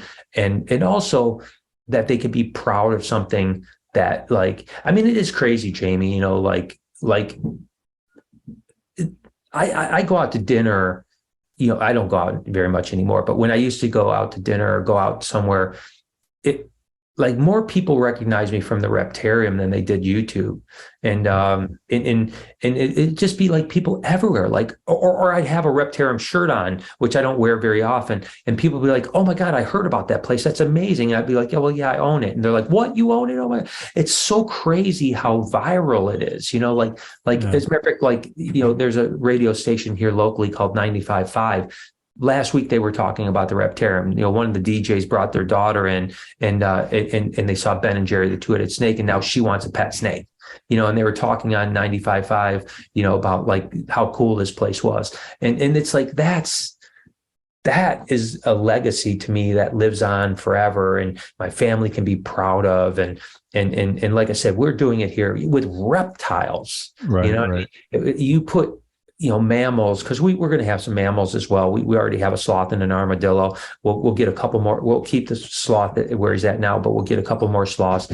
We'll get, bring the armadillo over to the new place. And then we're going to get what's called a tamadua, which is like a small anteater that are so cute. And then we're talking about maybe small clawed otters, possibly. So we'll have some mammals, we'll have the reptiles, and then we'll have all these amazing fish and beautiful exhibits. And I know it's going to be so popular. And I as much as I know I've got a shit road ahead of me, I know I'll be standing in that place on opening day and seeing the droves of people coming through, and it's going to be a special moment.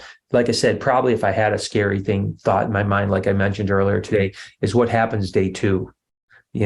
That's maybe the scarier thought. You know what I mean? When I achieve that goal and that goal is put to rest, then can I transfer all? I guess if I were going to say what I would love to happen, is that I would love to be healthy enough and have a quality of life, fulfill this legacy aquarium, and then feel good enough to spend the last months 100% focus on family. Yeah. Knowing that my family's good, knowing that they're safe. No, that's not my problem anymore. I've left what they need to be okay forever.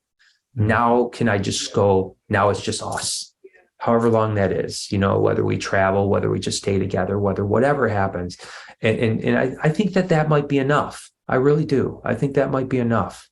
I think at that point I could say, maybe that's the 6-month Brian, right? Maybe that's the 6-month Brian that says, okay, Brian, you did it. You achieved that final goal.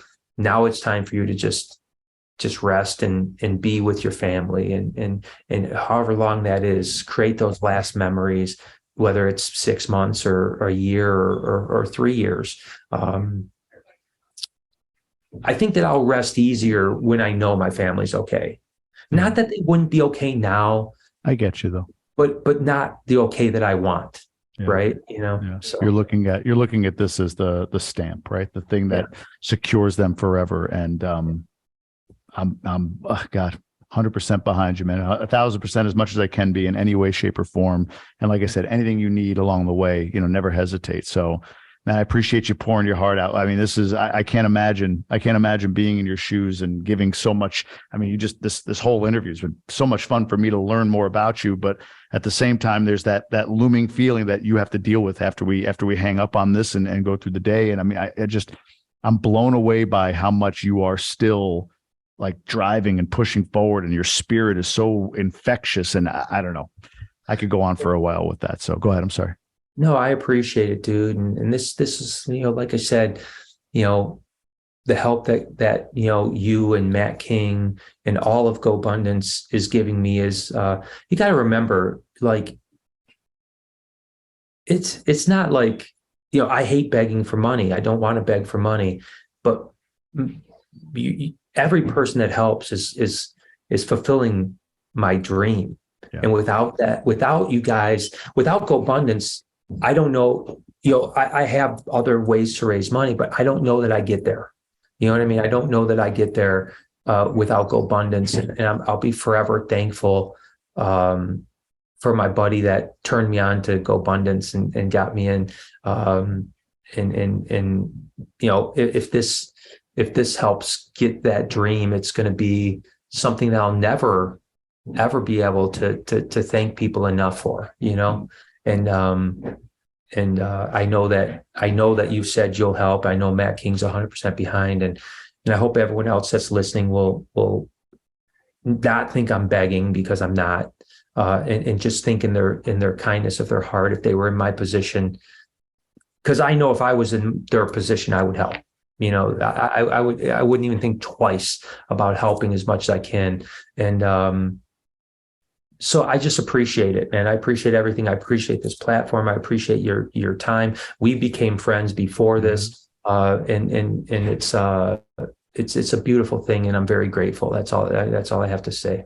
So I'm going to offer up, if anybody is listening and saying, hey, I want to donate, we're setting up our system and everything like that, I want to help, I want to contribute, you can easily email me, jamie@jamiegruber.com, and I'll be happy to connect whatever system we need to in order to funnel donations directly to you. On your end, do you have anything set up that you want folks to go to? I know you're going to be going through treatment and everything, so not that they would reach directly out to you, but is there anything on your end that's easiest for folks if they're looking to donate as we set up our systems through Gobundance? I don't think so. I think Gobundance is the best way, because although we might do a GoFundMe, we were talking about it. It's still probably better to keep it separate, for now, and take a chunk. We don't even know, what we're going to do yet, So, but no. So that's it, But I forever. If this touched your heart and it's on your heart to say, hey, I want to help Brian, however big or small, I know there's some people in Gobundance that have huge money that, $1 million isn't a big deal to them. Right, right. It's like, I'm not saying that someone's going to do that. I'm just saying, if someone's got it on their heart and they want to do it, I just can't express my gratitude enough to you. That's my final message. Is just like my gratitude to you, to Matt, to every member, to every person that is going to donate.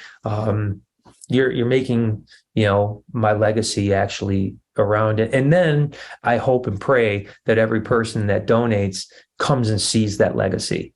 Make it a bucket list to come see it in person and see what you helped achieve. And obviously, with any, donations, it's, no one's paying to get in, it's a lifelong, membership of the place, and, come as often as you want. And, but it'll be, I hope that everyone will be able to, and you guys will see it on video. That's the other beautiful thing, right? Is like, no matter whether I'm there or not, we're going to be filming it every day. You know, that helps because it'll take some pressure off of Noah and the crew when I'm maybe out of pocket, but my film crew can be filming what's going on the build. You know, it makes a more compelling story, and it takes a little bit of, as a matter of fact, I was actually looking forward to like how easy filming was going to be for 6 or 8 months, because I was like, gosh, I don't have to come up with an idea. It's there. It's like every day something new is going to happen at the aquarium. And so anyone that donates is going to be able to actually see day to day how it changes, which is going to be pretty cool. I love it, man. YouTube.com/@Brian Barczyk. That's BARCZYK. Follow his story. He's committed to posting. He's absolutely in love with what he does, and he puts a ton of content out there. And for anyone, again, that's not in Gobundance or in Gobundance or whatever, if you're like, hey, I heard it, I want to help out, just email Jamie at jamiegruber.com. Me or my assistant will absolutely make sure we consolidate that and figure out the best way for you to help out and contribute to this incredible cause and this incredible man, and somebody who's been, I don't know, inspiring, giving, gracious with so much in the short time I've known him, you know, but there's a lifetime worth of value that he's provided to so many people out there. And I'm looking forward to a lifetime more, my friend. I like I said, I look forward to seeing you in August and for a long time after that. So I'm pulling for you for sure. Well, thanks, man. And I appreciate the time. We had a good time. This will be something I'll remember for sure. So, and then just, keep me posted, and anything I can do, I'll be here for you, man. 100%. Thank you, brother. Appreciate you. All right. Thanks, man. Be good.